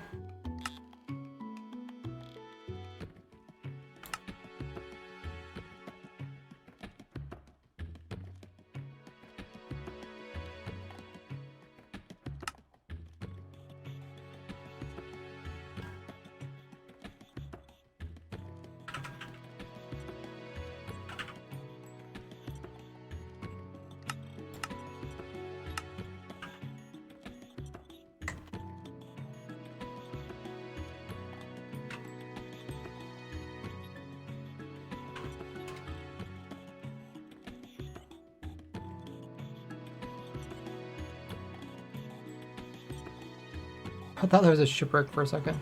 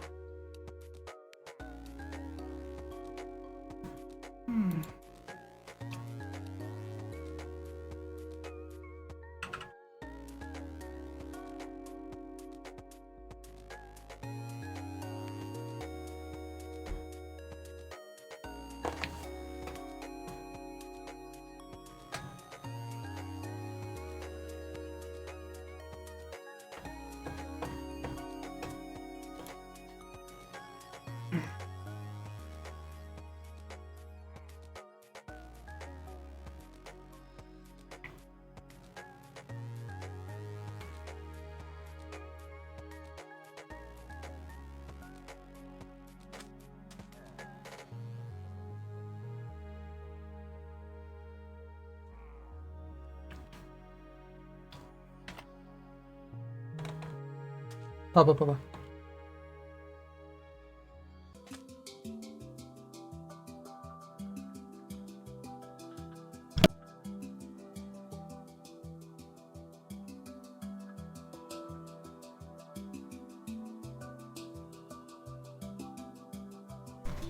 Okay.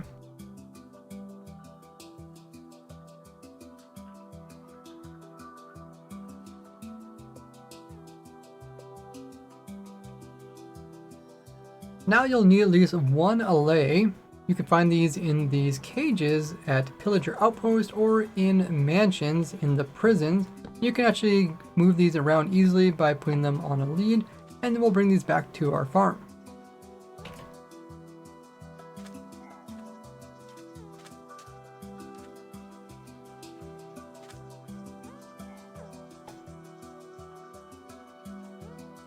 Okay.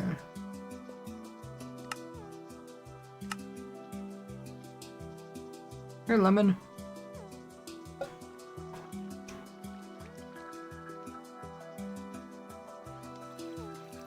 I think the spawn radius updates what? What version's that? No, it's not that version.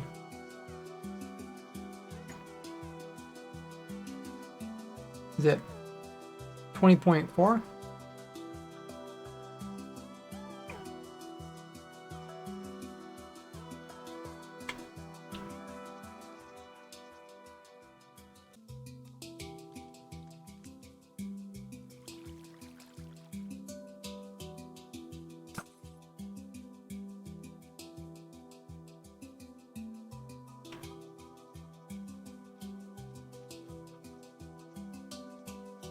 Okay, maybe it's 20.5 or is it 20.6?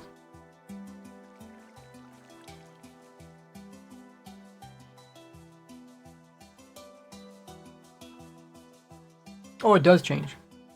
Yeah, it automatically change.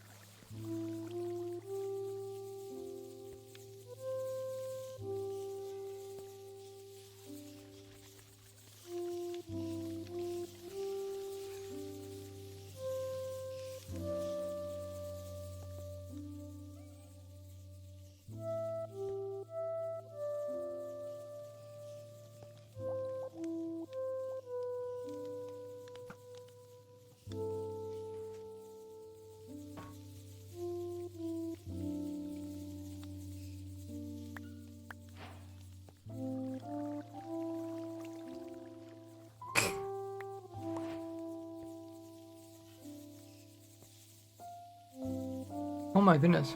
What? That actually worked.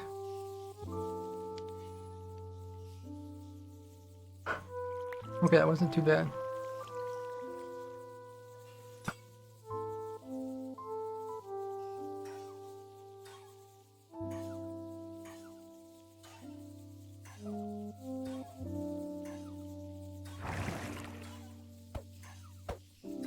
Oh, I forgot you can't kill it.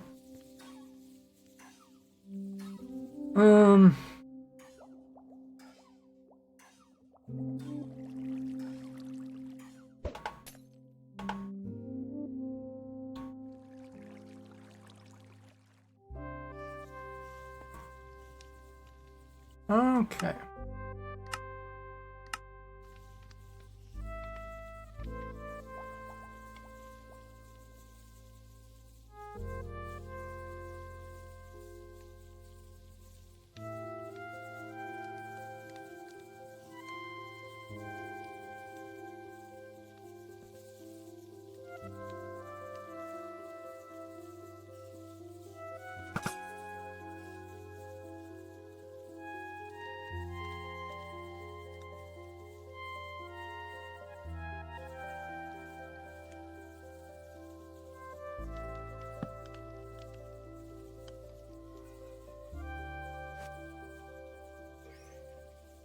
Okay, that works too.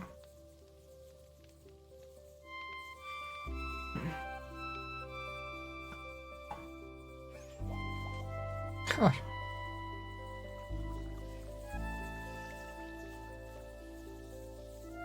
Come back here.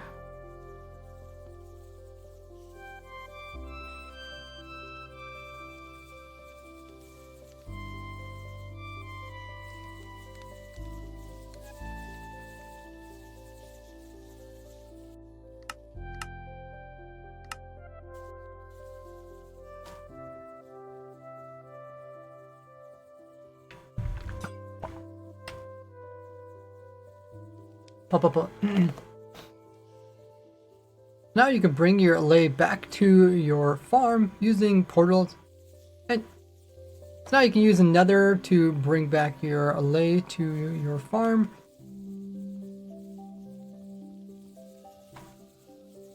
And then just use another portal to bring back your allay to your farm. Once you have it on lead, you can go ahead and put it onto a fence there. And now what we're going to do is give it an item by right-clicking it. And now we're going to throw an item into this little stream here. And we're going to try to get the allay to go in after the item and go up into this.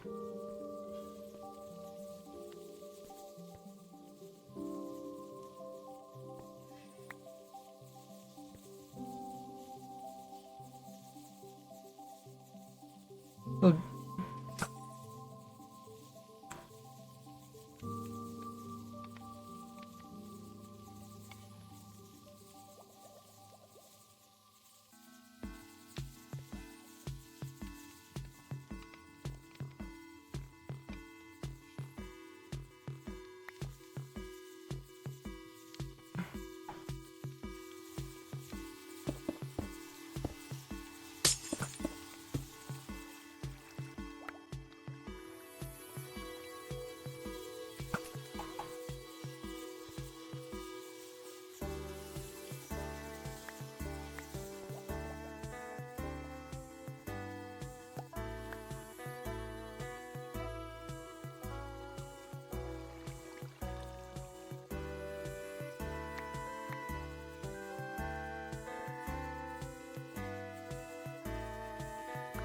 and there it goes. Went inside to grab the item, or you can just kind of push the allay in or try to pull it in with your lead as well.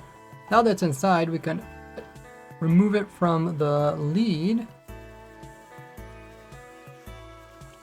And now you can decide how many allays you actually want inside.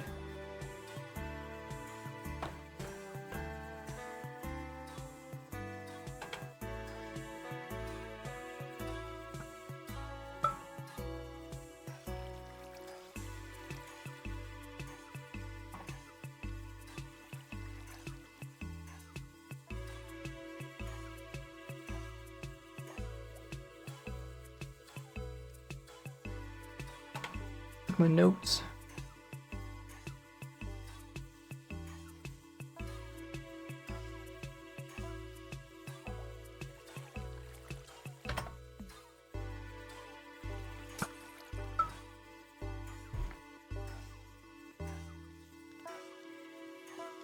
Now every allay that you have inside of here is going to produce 3,240 slime per hour.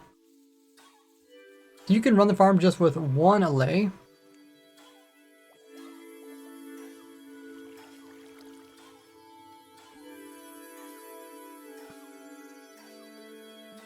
But since you did all the work to build this up, we might as well get the rates up.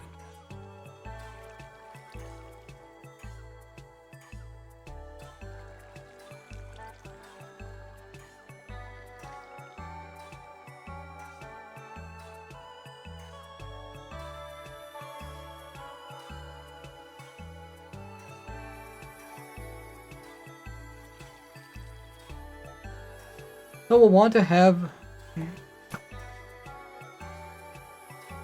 So we'll want to breed this allay so we get 2 of them.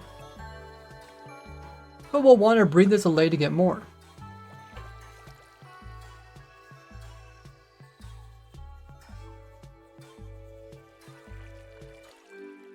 Hey Dan.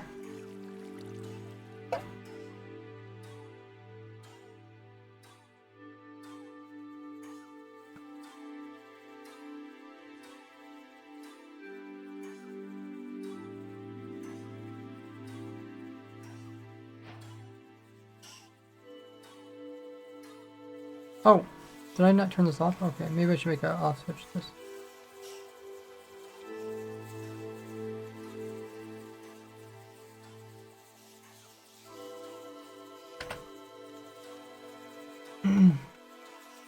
Pop, pop, pop.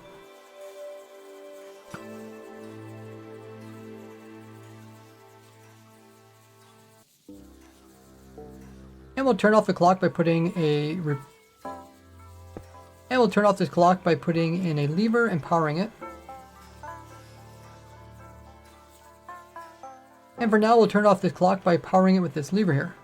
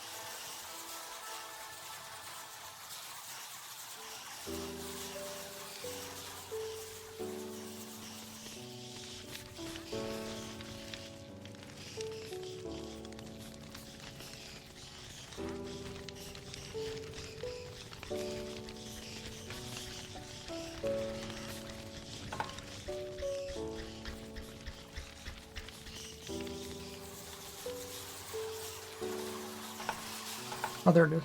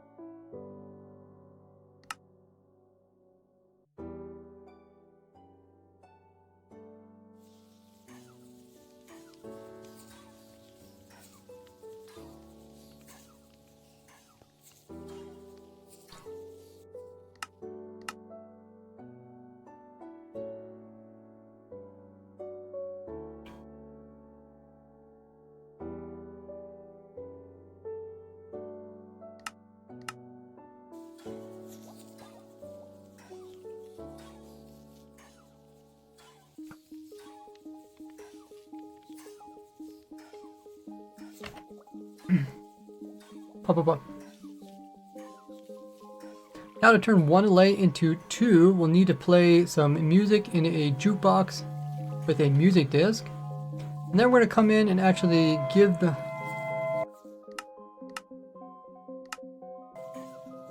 Then we're going to come in and give the delay a amethyst shard. So if we just right click it, now you can see it duplicated and we have two of them in here. Because the water is pushing them forward, they're actually getting pushed. They're actually getting pushed towards the center of this area, and that's why they.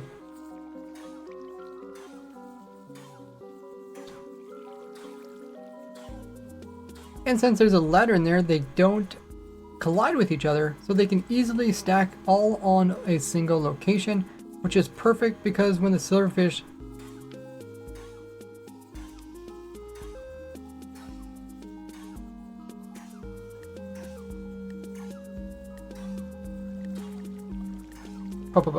which is perfect for when they start producing silverfish.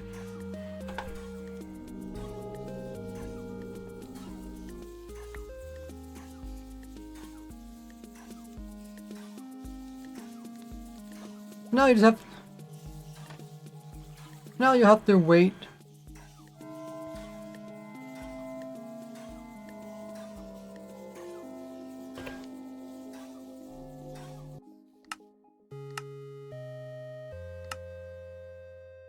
What's the wait time on the lays?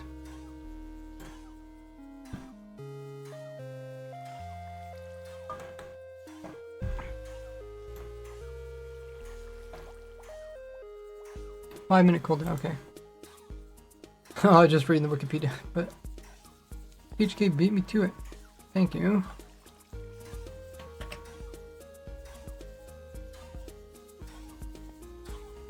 Pop, pop, pop. But you can only do this duplicating of allays every 5 minutes. So just have to slowly increase their number over time. Otherwise, you could breed them outside of the farm and then push them inside. It's just easier once they get inside to breed them in there.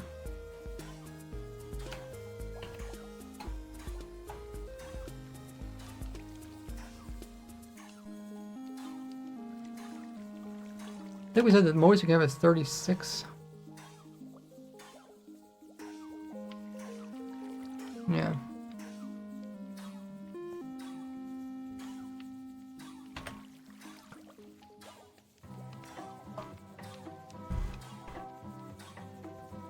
But try to keep track of how many allays you put into here, because the farm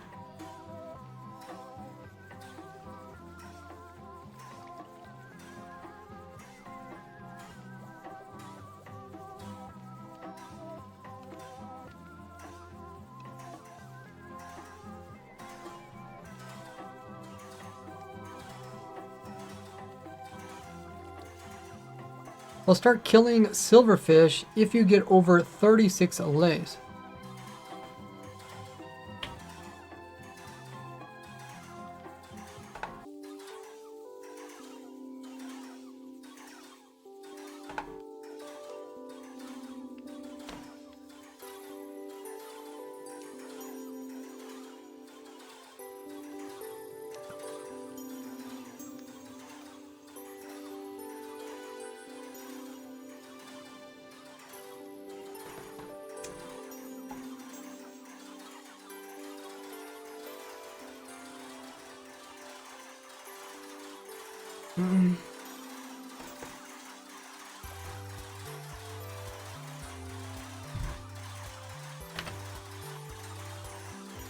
Pop, pop, pop.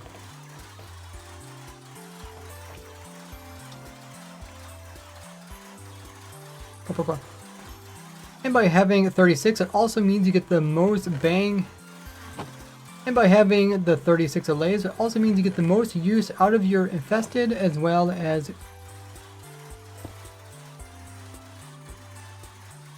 oozing potions.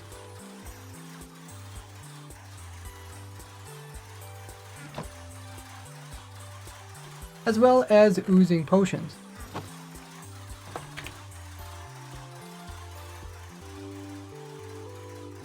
Hey Jeff, how goes it? How have you been?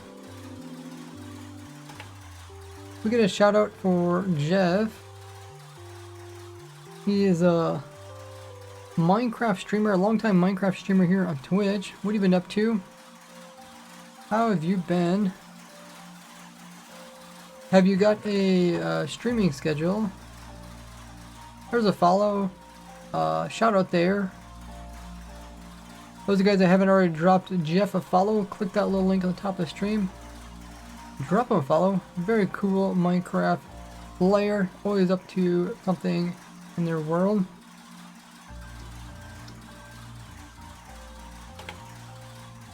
Doing some recording. Goes another day. I do Tuesday and Thursday for my set days. What? Tuesday and Thursday, that's like one of the only 2 days that I don't stream. I stream Wednesday, Friday, Saturday, and Sunday. No wonder I've been missing your streams. Tuesday, Thursday. Oh, it's nice you got a schedule. It's always good when people know what days and times they can catch you. That's awesome. Do you still do later streams?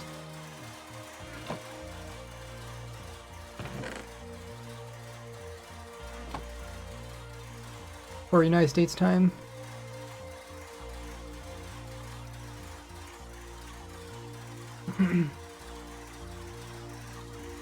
Just recording my new slime farm using allays.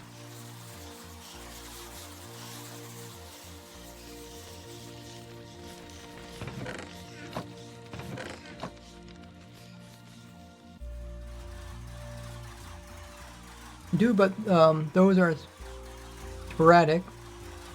depending on how day goes at time. Okay. What's your normal...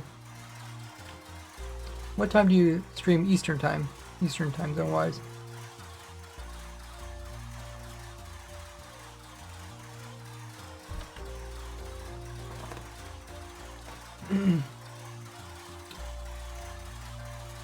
How about...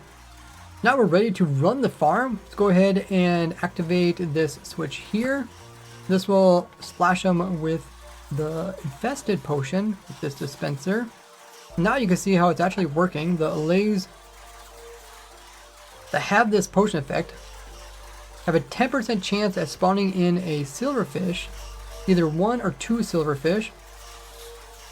Because we have 36 allays in there, you can see they're just spewing out.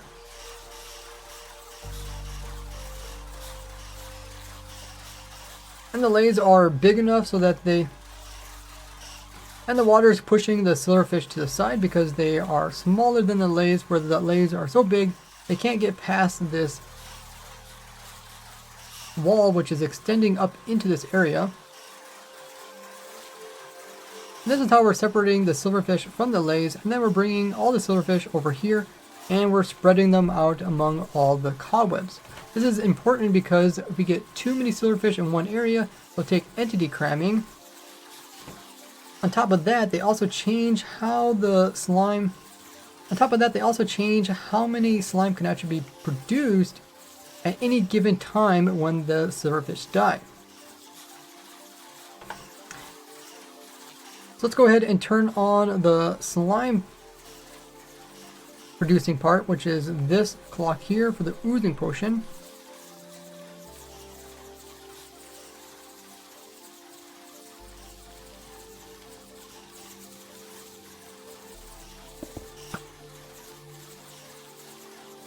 Now every once in a while these will get splashed with the oozing. Now every once in a while they'll get splashed with the potion.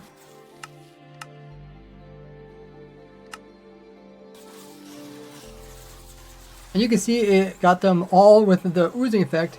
And by having the dispenser here, it can hit the silverfish way down low as well as the ones way up high.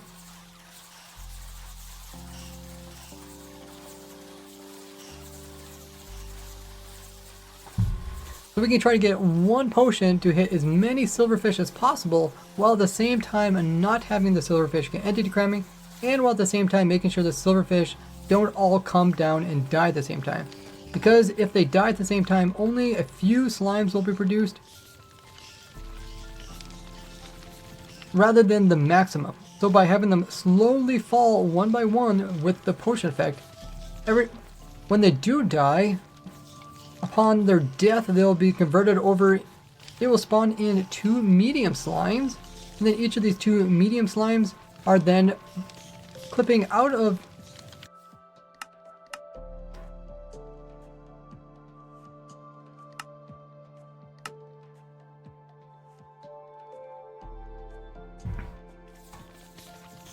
And then each of the 2 medium slimes are clipping out of this smaller chamber as they are slightly bigger, and then they end up falling onto the campfires.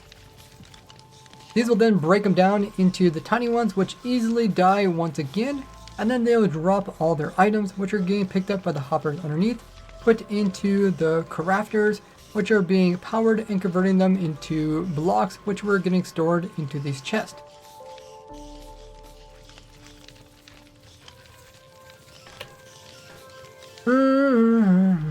Tuesdays are usually around 9 p.m. or 3+R, 9 p.m. Eastern time. 9 p.m. Eastern time. 9 p.m. Eastern time. Oh yeah, okay, that is yeah, that's even later than what I normally stream.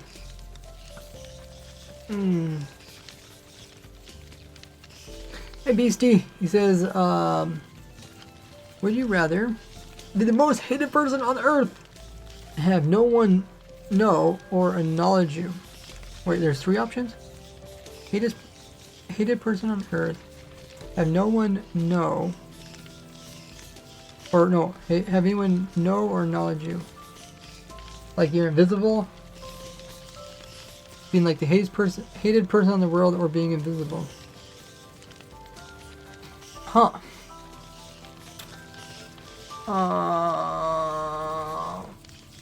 Probably the be invisible, because like if people hate you, they're gonna actively go out and try to kill you. But if you're just invisible, I mean, yeah, at least you're not being trying to be killed. What do you think? What do you guys think of chat?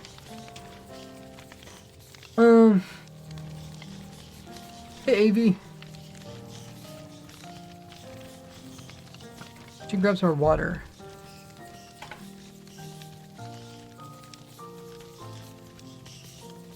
Oh, ad's gonna start. Okay, ad's gonna start. You guys can take this time to get up and stretch, grab the water, grab a snack, use the restroom, or check out my socials there on screen, and I will be back just in a little bit. And I'll throw the socials in the chat as well. And Twitch is gonna run their ads, so use that time wisely. Be right back.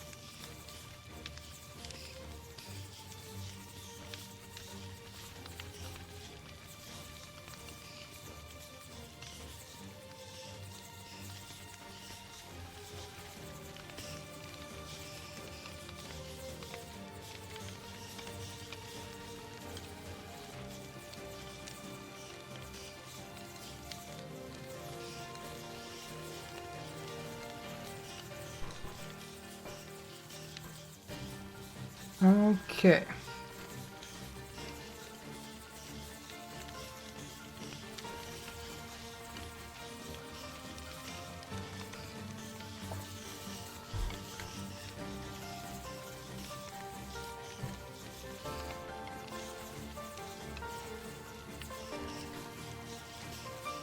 $3,240 times 36.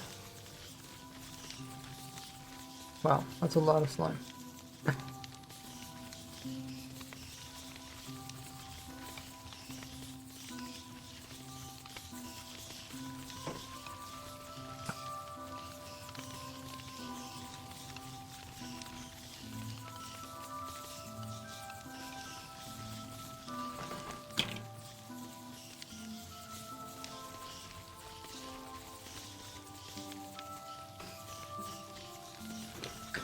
Alrighty.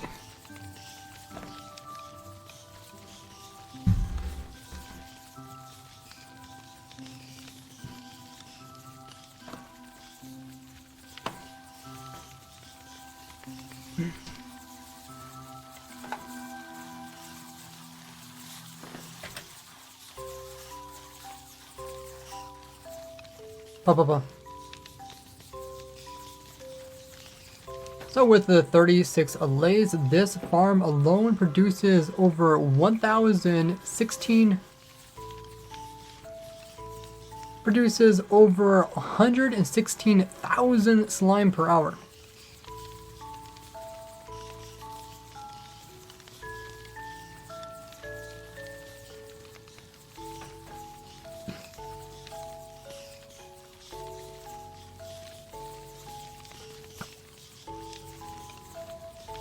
And the reason you can't put in any more lays is because we'll end up getting entity cramming for these silverfish in this part here.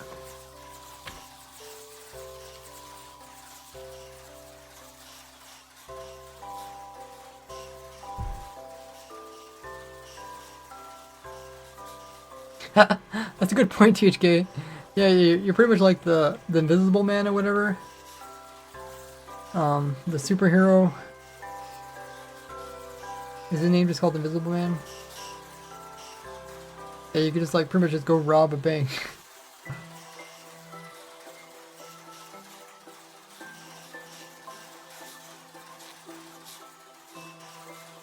I mean, in a way, you're kind of like a fly on the wall, right?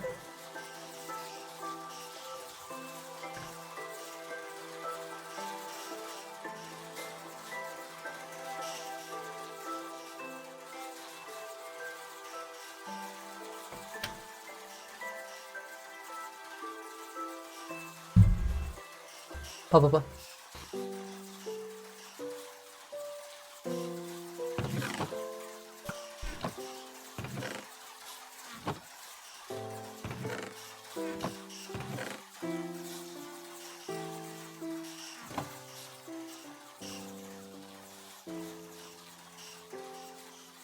And you can get unlimited amounts of the oozing as well as infested potions by making my simple auto brewer system right here. So this one is designed to do the infested one. The only ingredients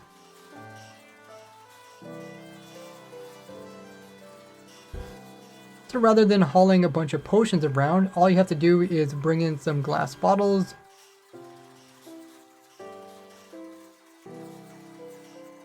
which you can get from like your witch farm.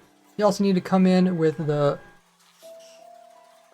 gunpowder, which you can get from your witch farm as well.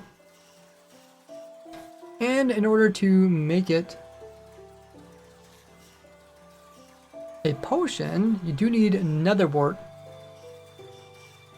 which does have to be harvested, which does have to be replanted by the player. So you can't get a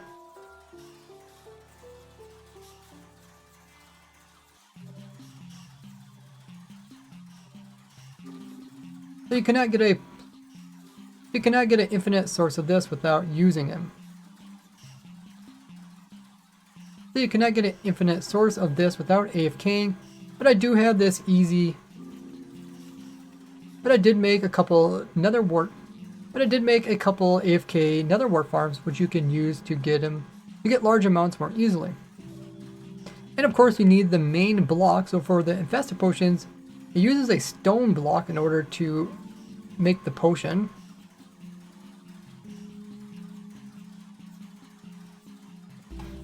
Now you can get this from your cobble gen.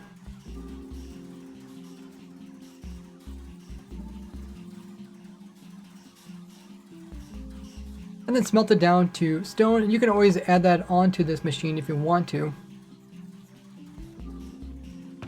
But I thought it was just easier for people to come in with some shulker boxes and place them on top of some hoppers to refill these. Then the machine will automatically keep this chest full of potions. Whenever it gets too low on potions, then it will automatically turn the machine back on so that this redstone torch will go off and it'll start producing more potions. And then once it fills up, it'll automatically stop as well. It even has a system over here which will automatically convert the bottles into water bottles whenever it's getting low on them. And overall the design is really small if you guys want to learn how to build it up. I did this tutorial onto it and then I added some extra bits of redstone. You can check this. You can check out those pieces by using the world download or the schematic in the description. Now over here we have the exact same design, except this one's just set up for the oozing potion. The only difference is we need to have some slime blocks.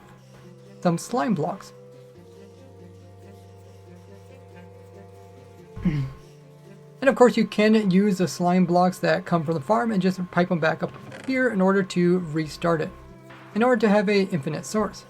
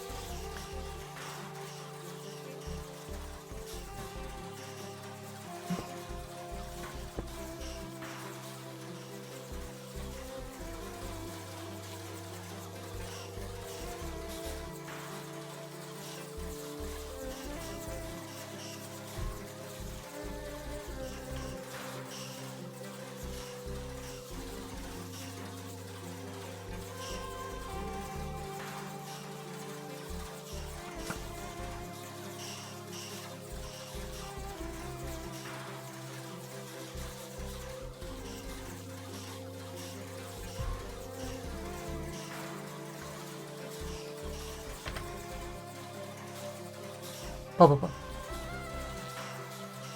Now, in order to not waste your potions, make sure to turn off the farm if you're not close enough to it to prevent the silverfish from despawning.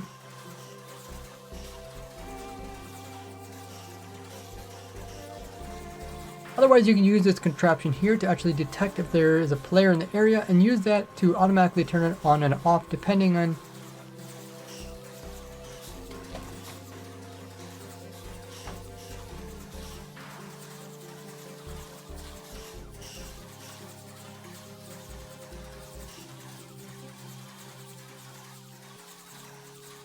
depending if the chunks are being loaded by the player. Of course, if you have this running in the end dimension, once in a while somebody will probably come into the end dimension and load it from a distance, despawning your silverfish, but the majority of the time it's only going to be loaded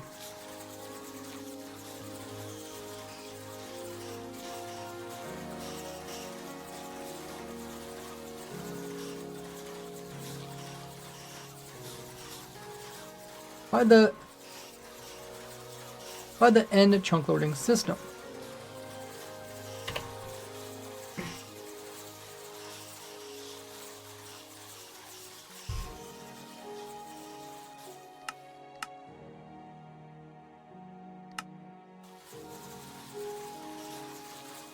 A lot of particles.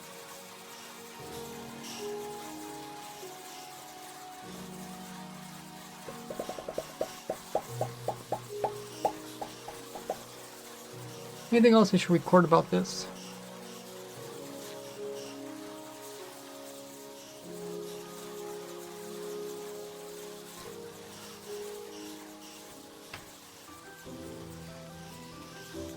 And that's why you see the slime that got out of this contraption is that one of these silverfish got entity cramming and then converted into a slime while it was halfway before it hit the bottom, so then the slime clipped through and jumped out.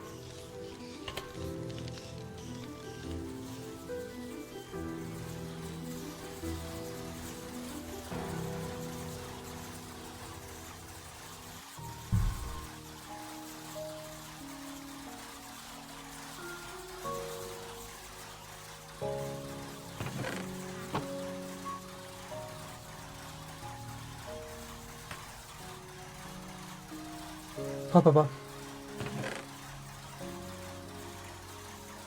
So if you upvote that bug, hopefully it gets fixed, meaning you'll use a lot less, meaning we can use a lot less potions on the lays.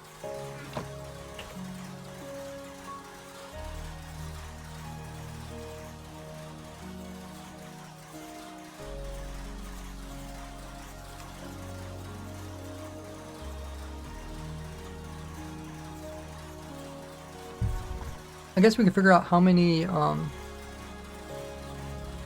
XPs it is worth of Enderman or silverfish.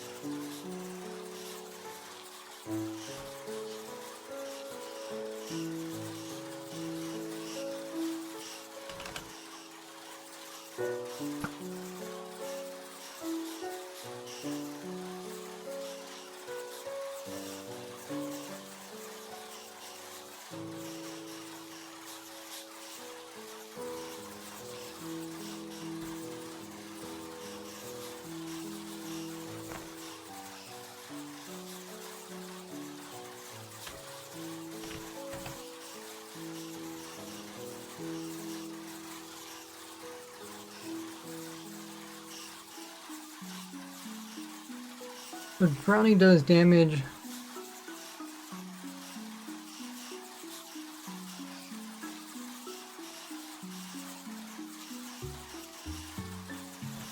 I'm gonna record some more.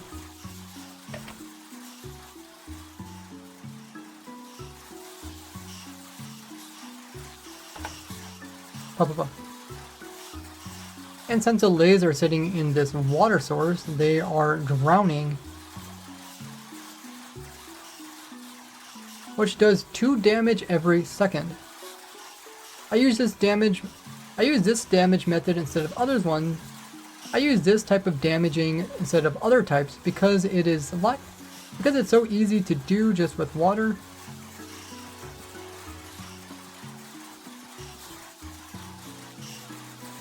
And the lays heal fast enough so that they never die from it.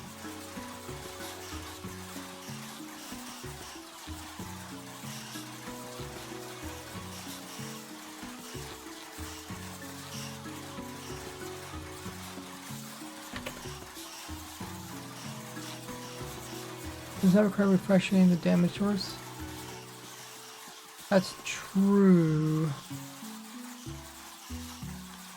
Yeah. I guess I never really thought about using a non-renewable source. But yeah. Hopefully that makes sense. Because that kind of, like, there's a lot of different options you could use for damaging. But just by saying it's the easiest, kind of covers all the scenarios. Yeah. That's true, yeah. It hurts them and it moves them. Okay, we're gonna try to figure out.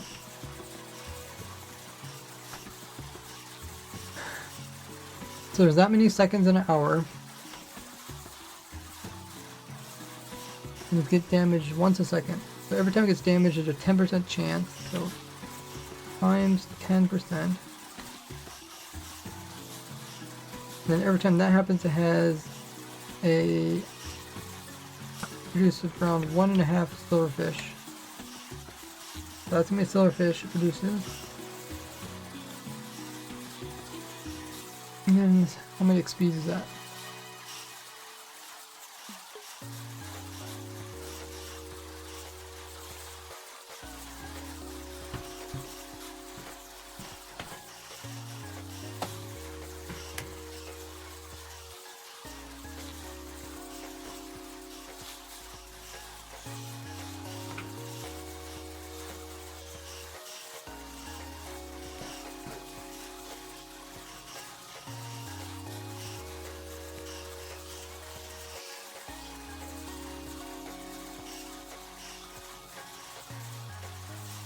Five XP.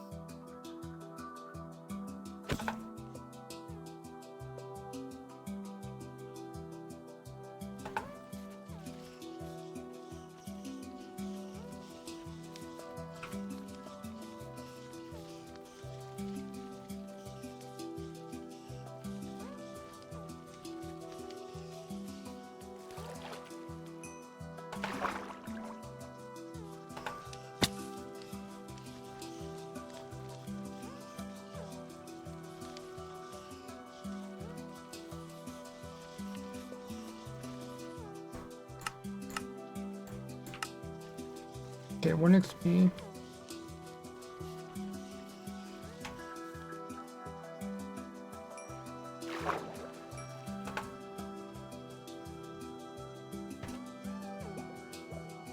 Did I pick them both up? Mine them.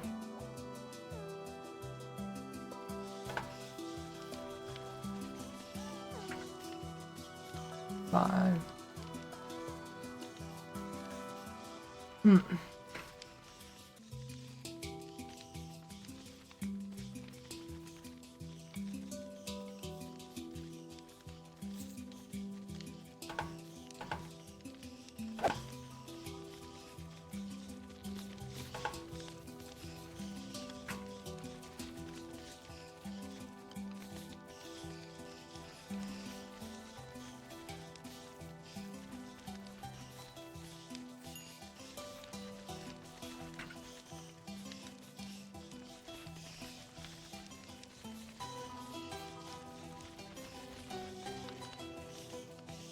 1.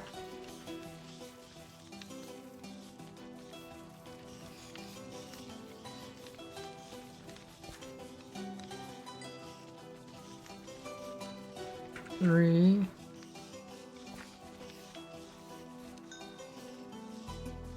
Okay. 5, but comes in 3 pieces.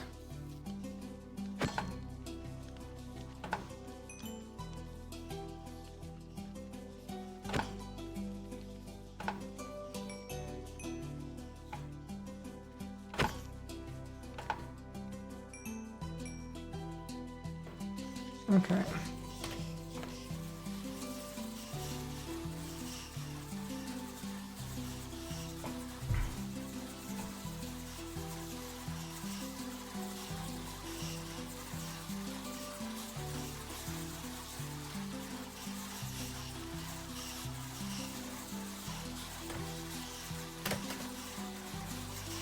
Let me silverfish per hour. Each produce 3 orbs.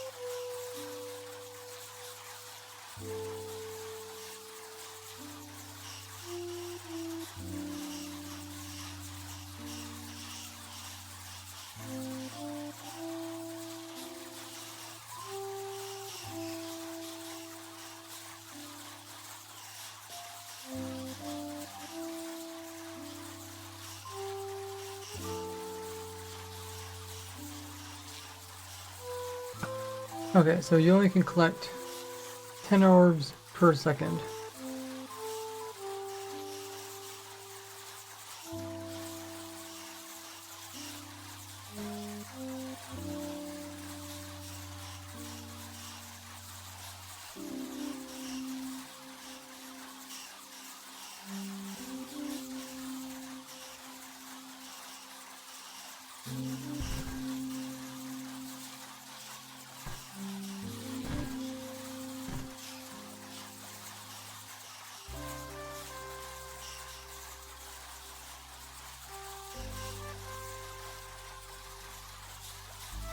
Doesn't seem like a lot.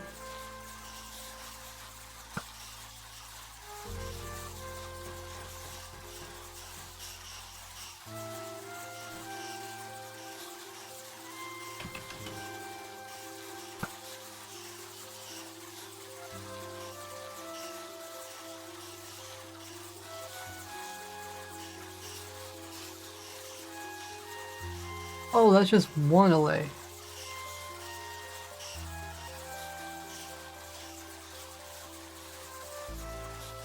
Oh.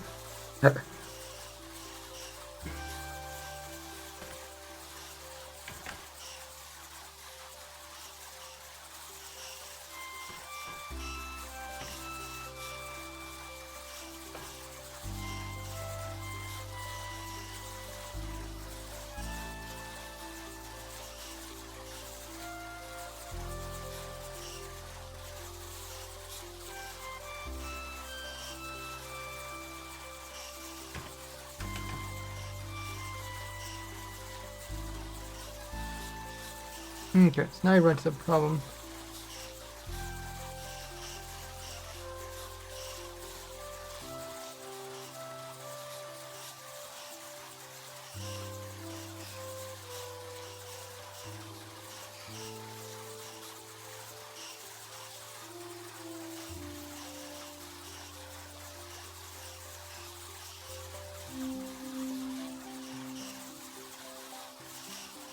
Okay, Twitch is run their ad again.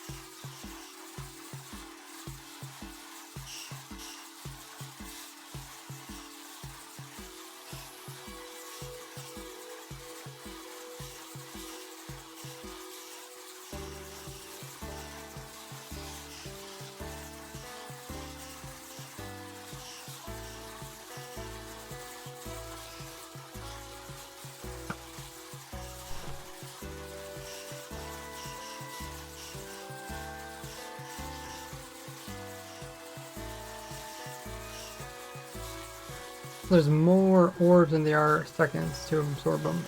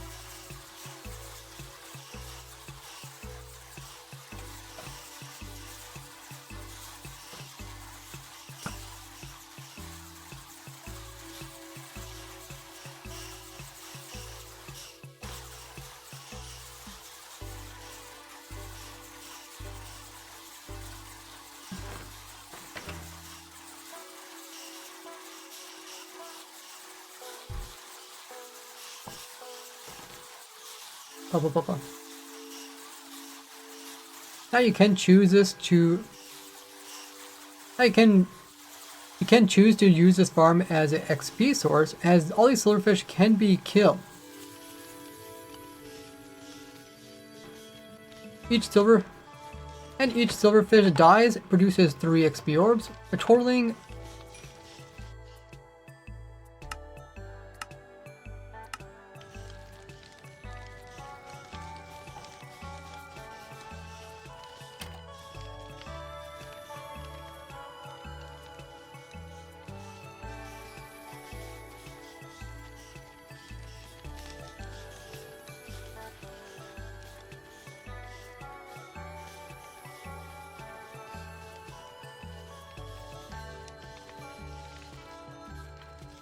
when the silverfish dies, it's going to drop 3 XP orbs. 2 of them will give 1 XP.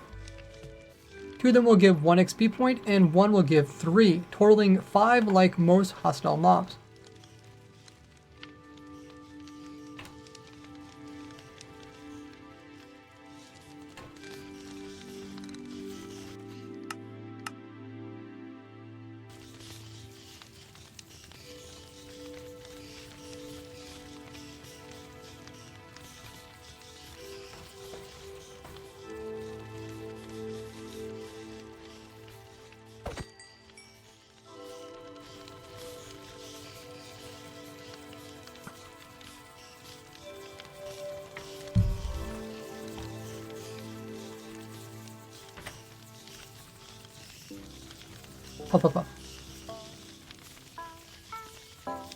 But since the player can only take in so many XPs per hour,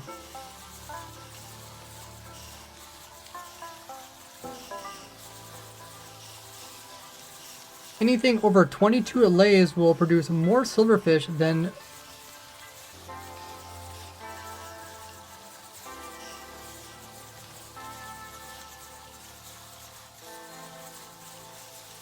you can absorb their XP.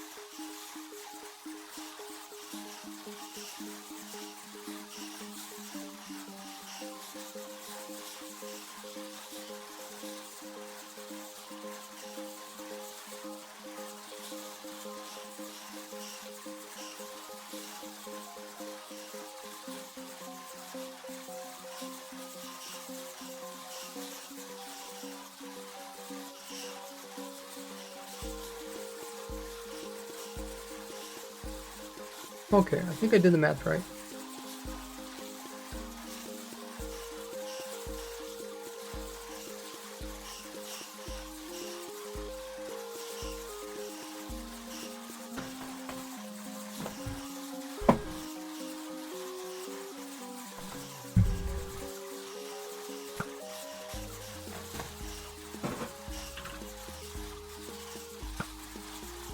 Hey, Jijo.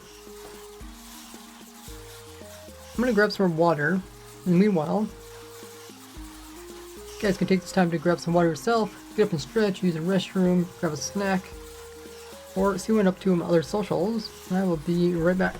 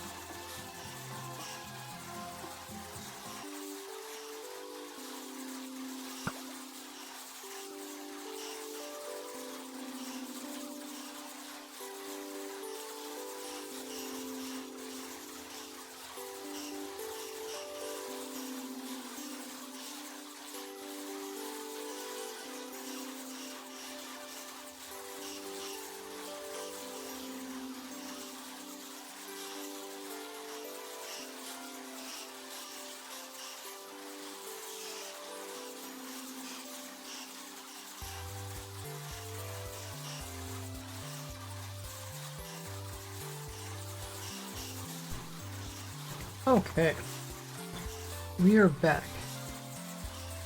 Let's figure out how many XPs you actually get per hour.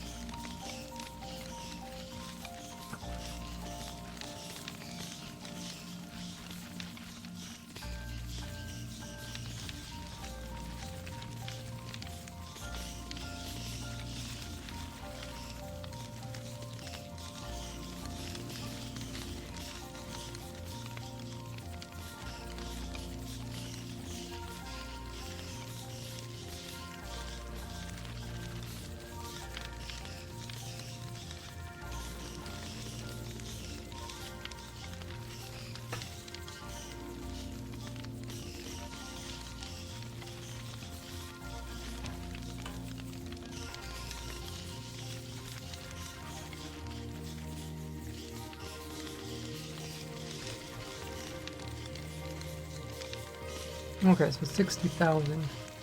Makes sense because that's what the limit is, right? 60,000.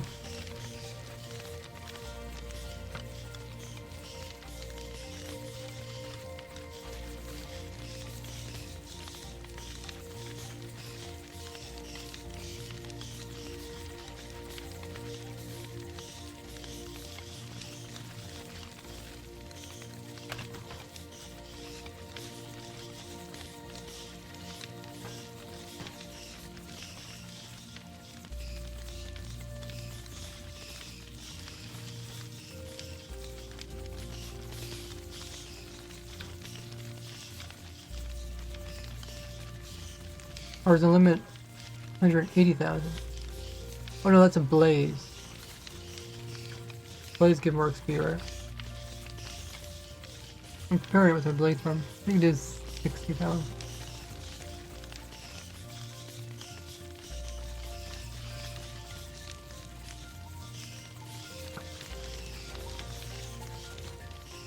Does that make sense? It don't seem quite right.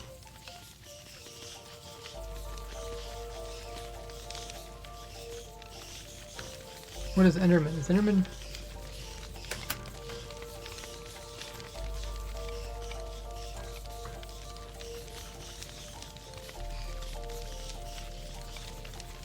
Well, Endermen are the same.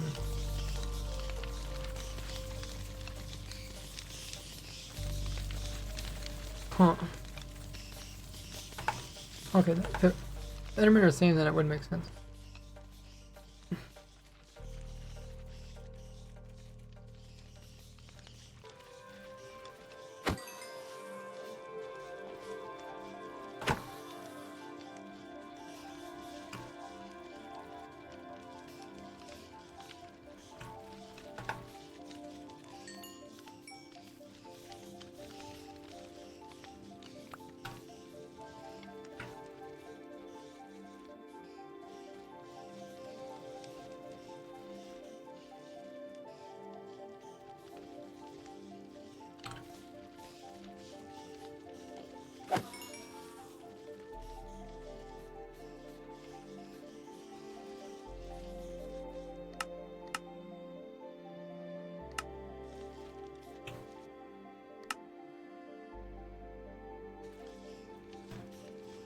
Okay, that makes sense.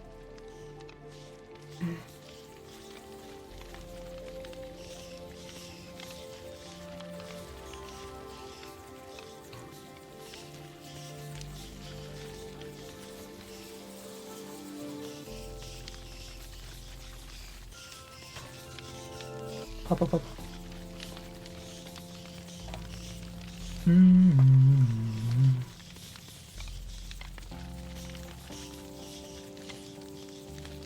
And if you killed all of those silverfish for an entire hour, you get 60,000 XPs per hour, similar to this simple Enderman farm.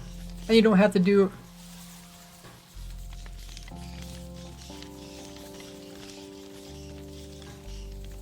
the same as my simple Enderman farm here. And that farm is so much easier to do than having to use potions and all this other stuff just to make the same amount of XP.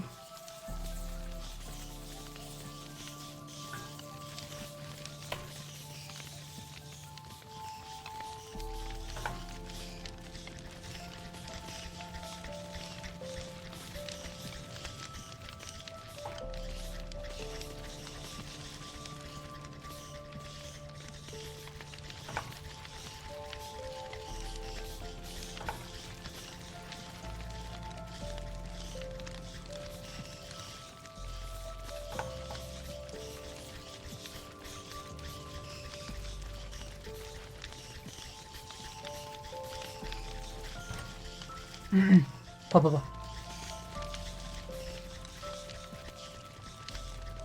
Pop, pop. Make sure to check for the item that you threw in your crafter, as it will clog up the crafting later on.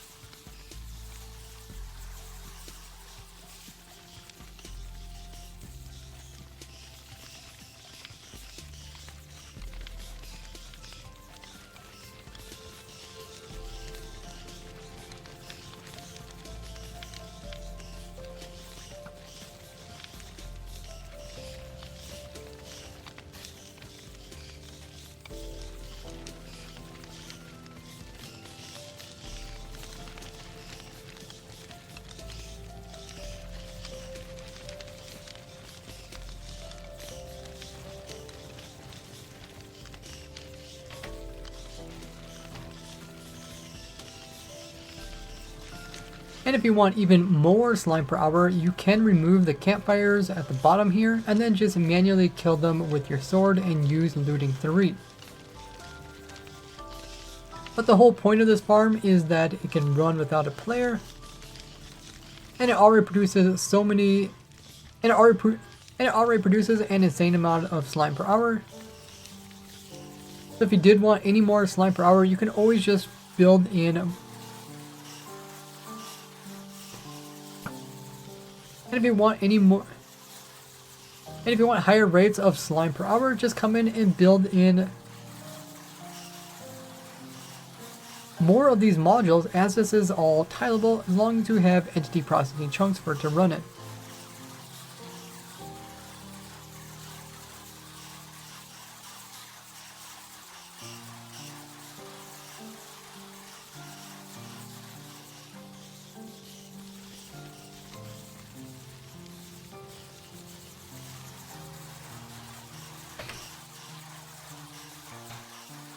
Blah, blah, blah.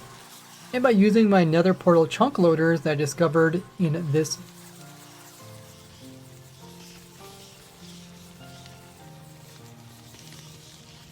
you can get whatever rates you want, even up into the millions. You can learn all about it in this video here.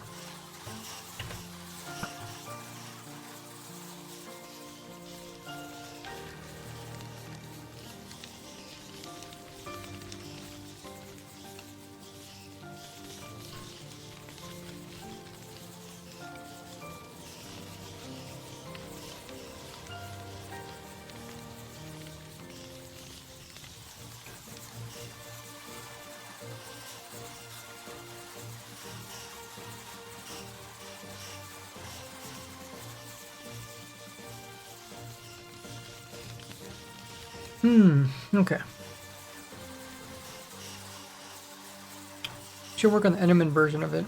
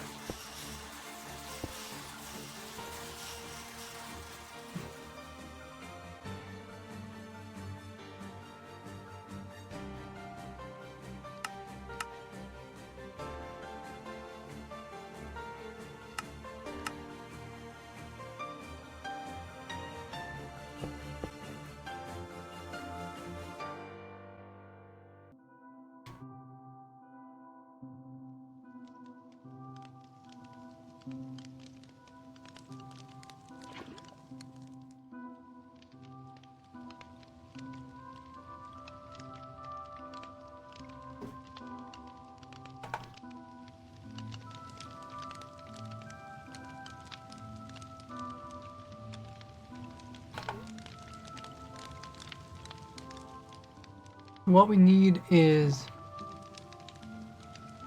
we want to do the same thing as the other one. But put them through web and then drop them directly onto. We don't need a lava then, right?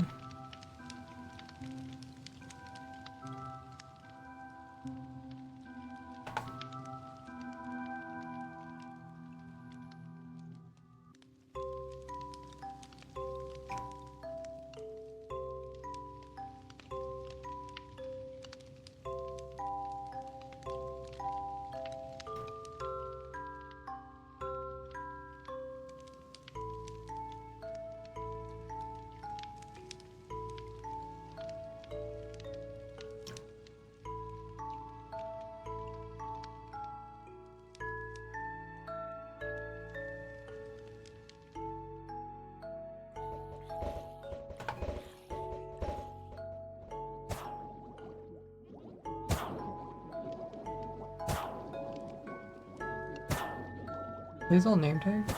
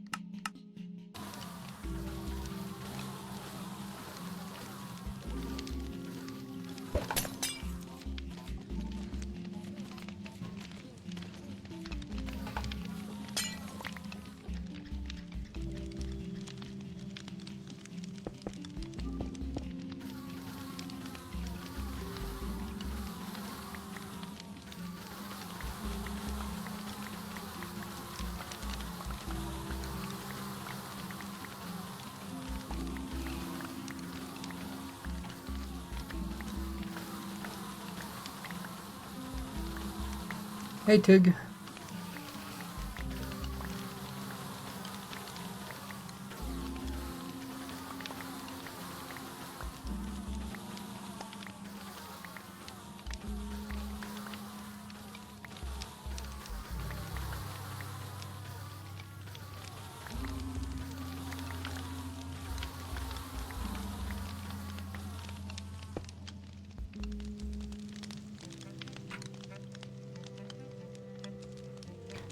Welcome in, Tig.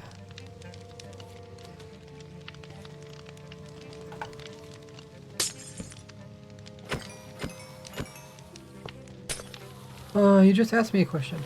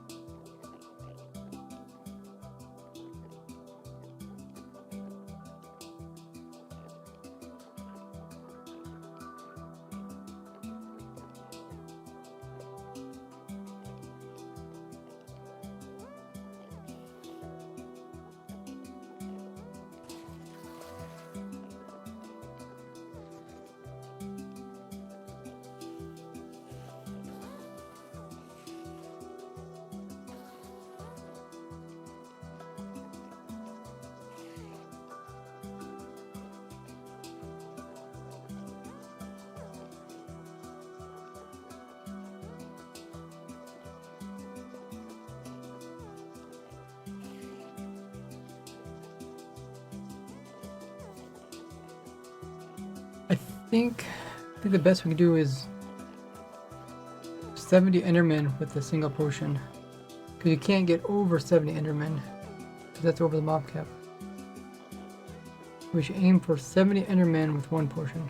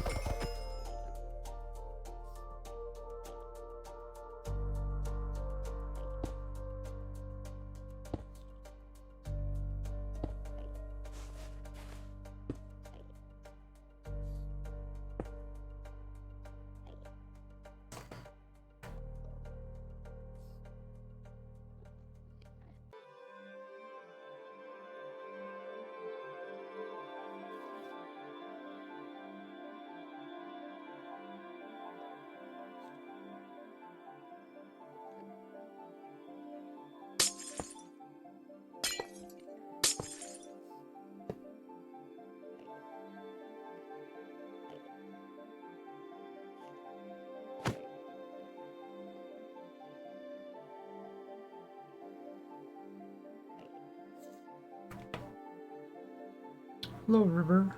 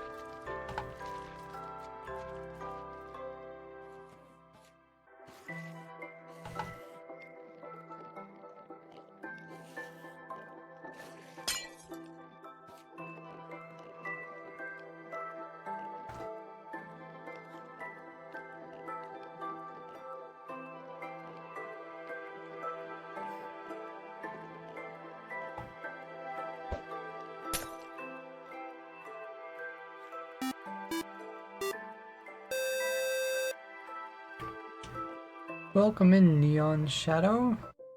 Thanks for coming in with the raid. Neo. I say Neon. It says Neo Shadow Moon. How was your stream? Welcome, everybody. Thanks for bringing the community over. The raid. What were you up to?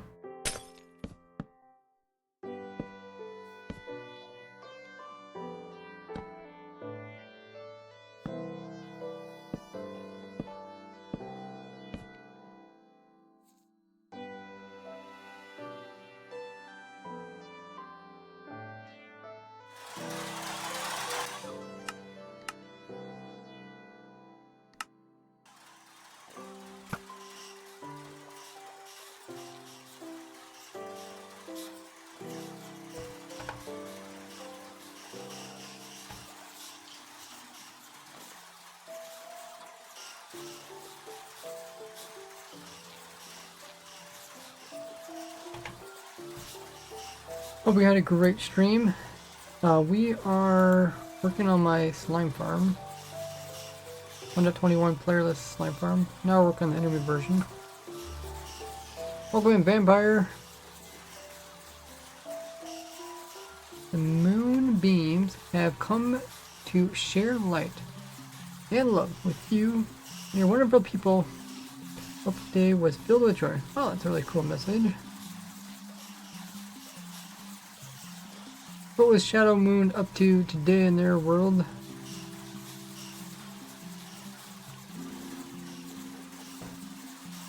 How's the farm going? It's going quite well. So I recorded the first bit of the farm, so my voice is a little bit tired, so I've been resting it. I did a block by block tutorial on this one right here, you see. This version produces like 120,000. That is 100. I can't remember. Like 120,000 slime per hour. It's playerless and it can run on its own, so.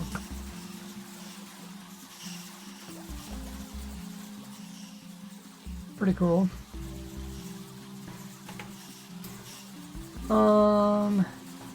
Shamoon says, they said they had a nice stream, some monster hunting, 2 vaults, then ran and ran. Where do you run from?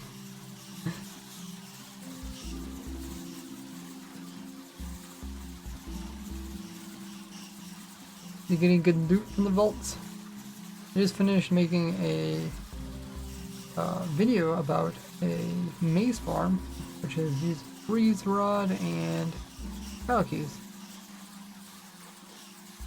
It's like 2 farms in 1 that makes maces. Doing pretty well, other than my voice is tired. Monster Hunt. Looks like they give a lot of XP. Yeah, if you want to. They can give you the same XP as like an Enderman farm, but I don't think it's worth it.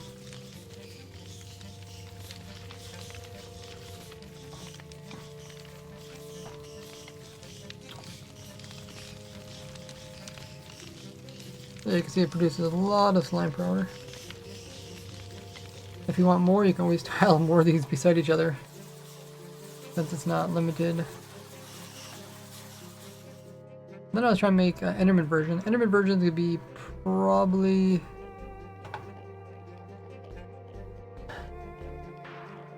what people actually want. I mean, both versions have their pros and cons.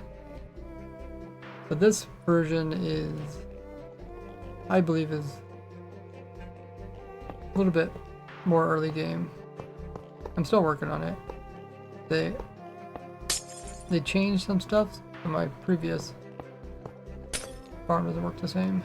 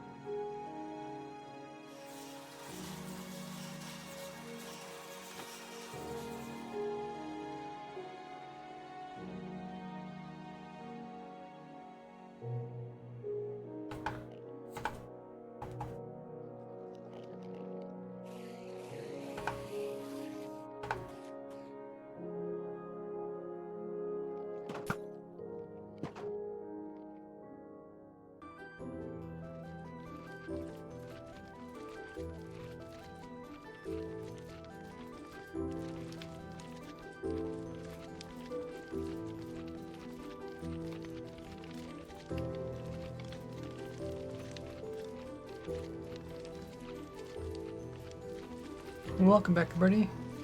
So yeah, this is the same type of kind of setup, except instead of producing silverfish, use naturally spawned in Enderman, and then we're gonna convert them into slime. Yeah, if you haven't seen my previous slime farm, using oozing potions, this is just Enderman version. I have to tweak it now because they made some changes to how many slimes can spawn in. So what I'm planning to do is collect a bunch of Endermen in this little redstone piece here, then drop them and splash them, and then down here they die, and then the slime die, and they collect everything. So let's work on the collection part.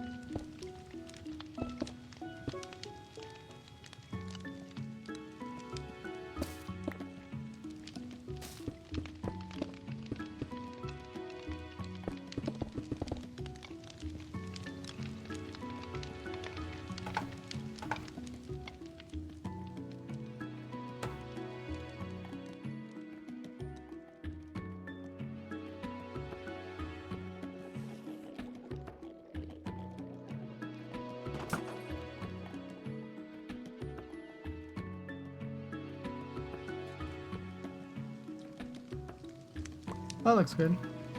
Nice sword.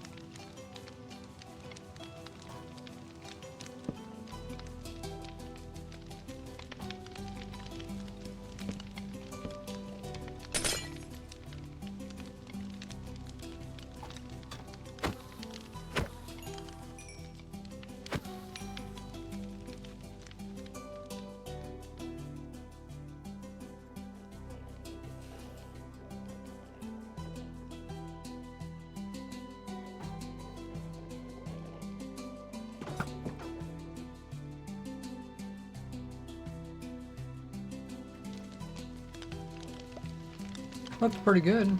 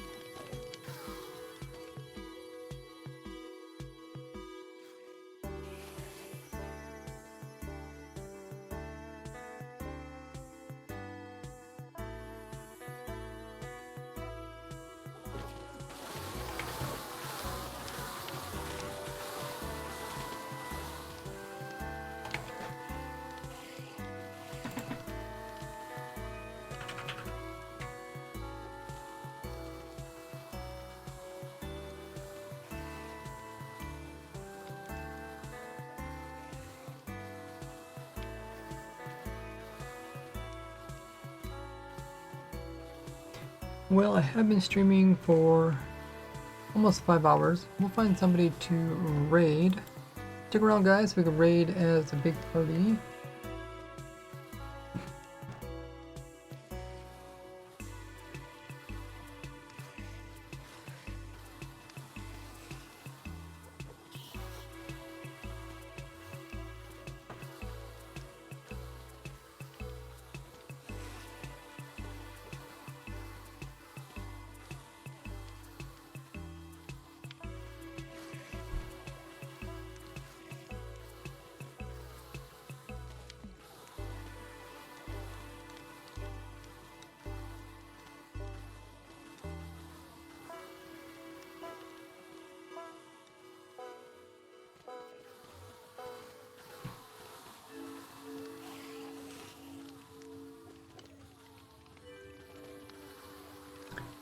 Let's raid Linksy.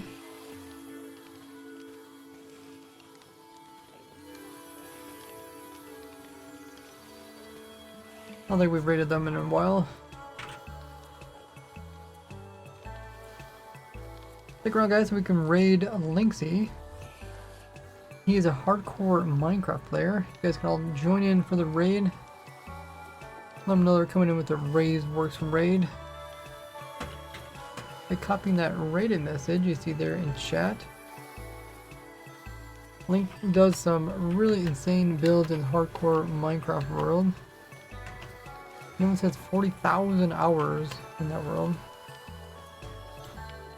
Did we get all you guys to copy that rated message, and then we'll paste it into his stream. Once the stream here ends, it will automatically be sent over there. You can also throw in some emotes along with the message. Got a special rated one.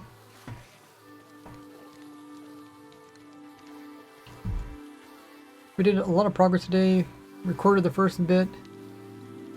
Made good progress on the design of the new Enderman version of it. Look forward for upcoming video. If you haven't already seen my video on my maze farm, which is Freeze Rod and Trial Key farm combined, check that out on my YouTube.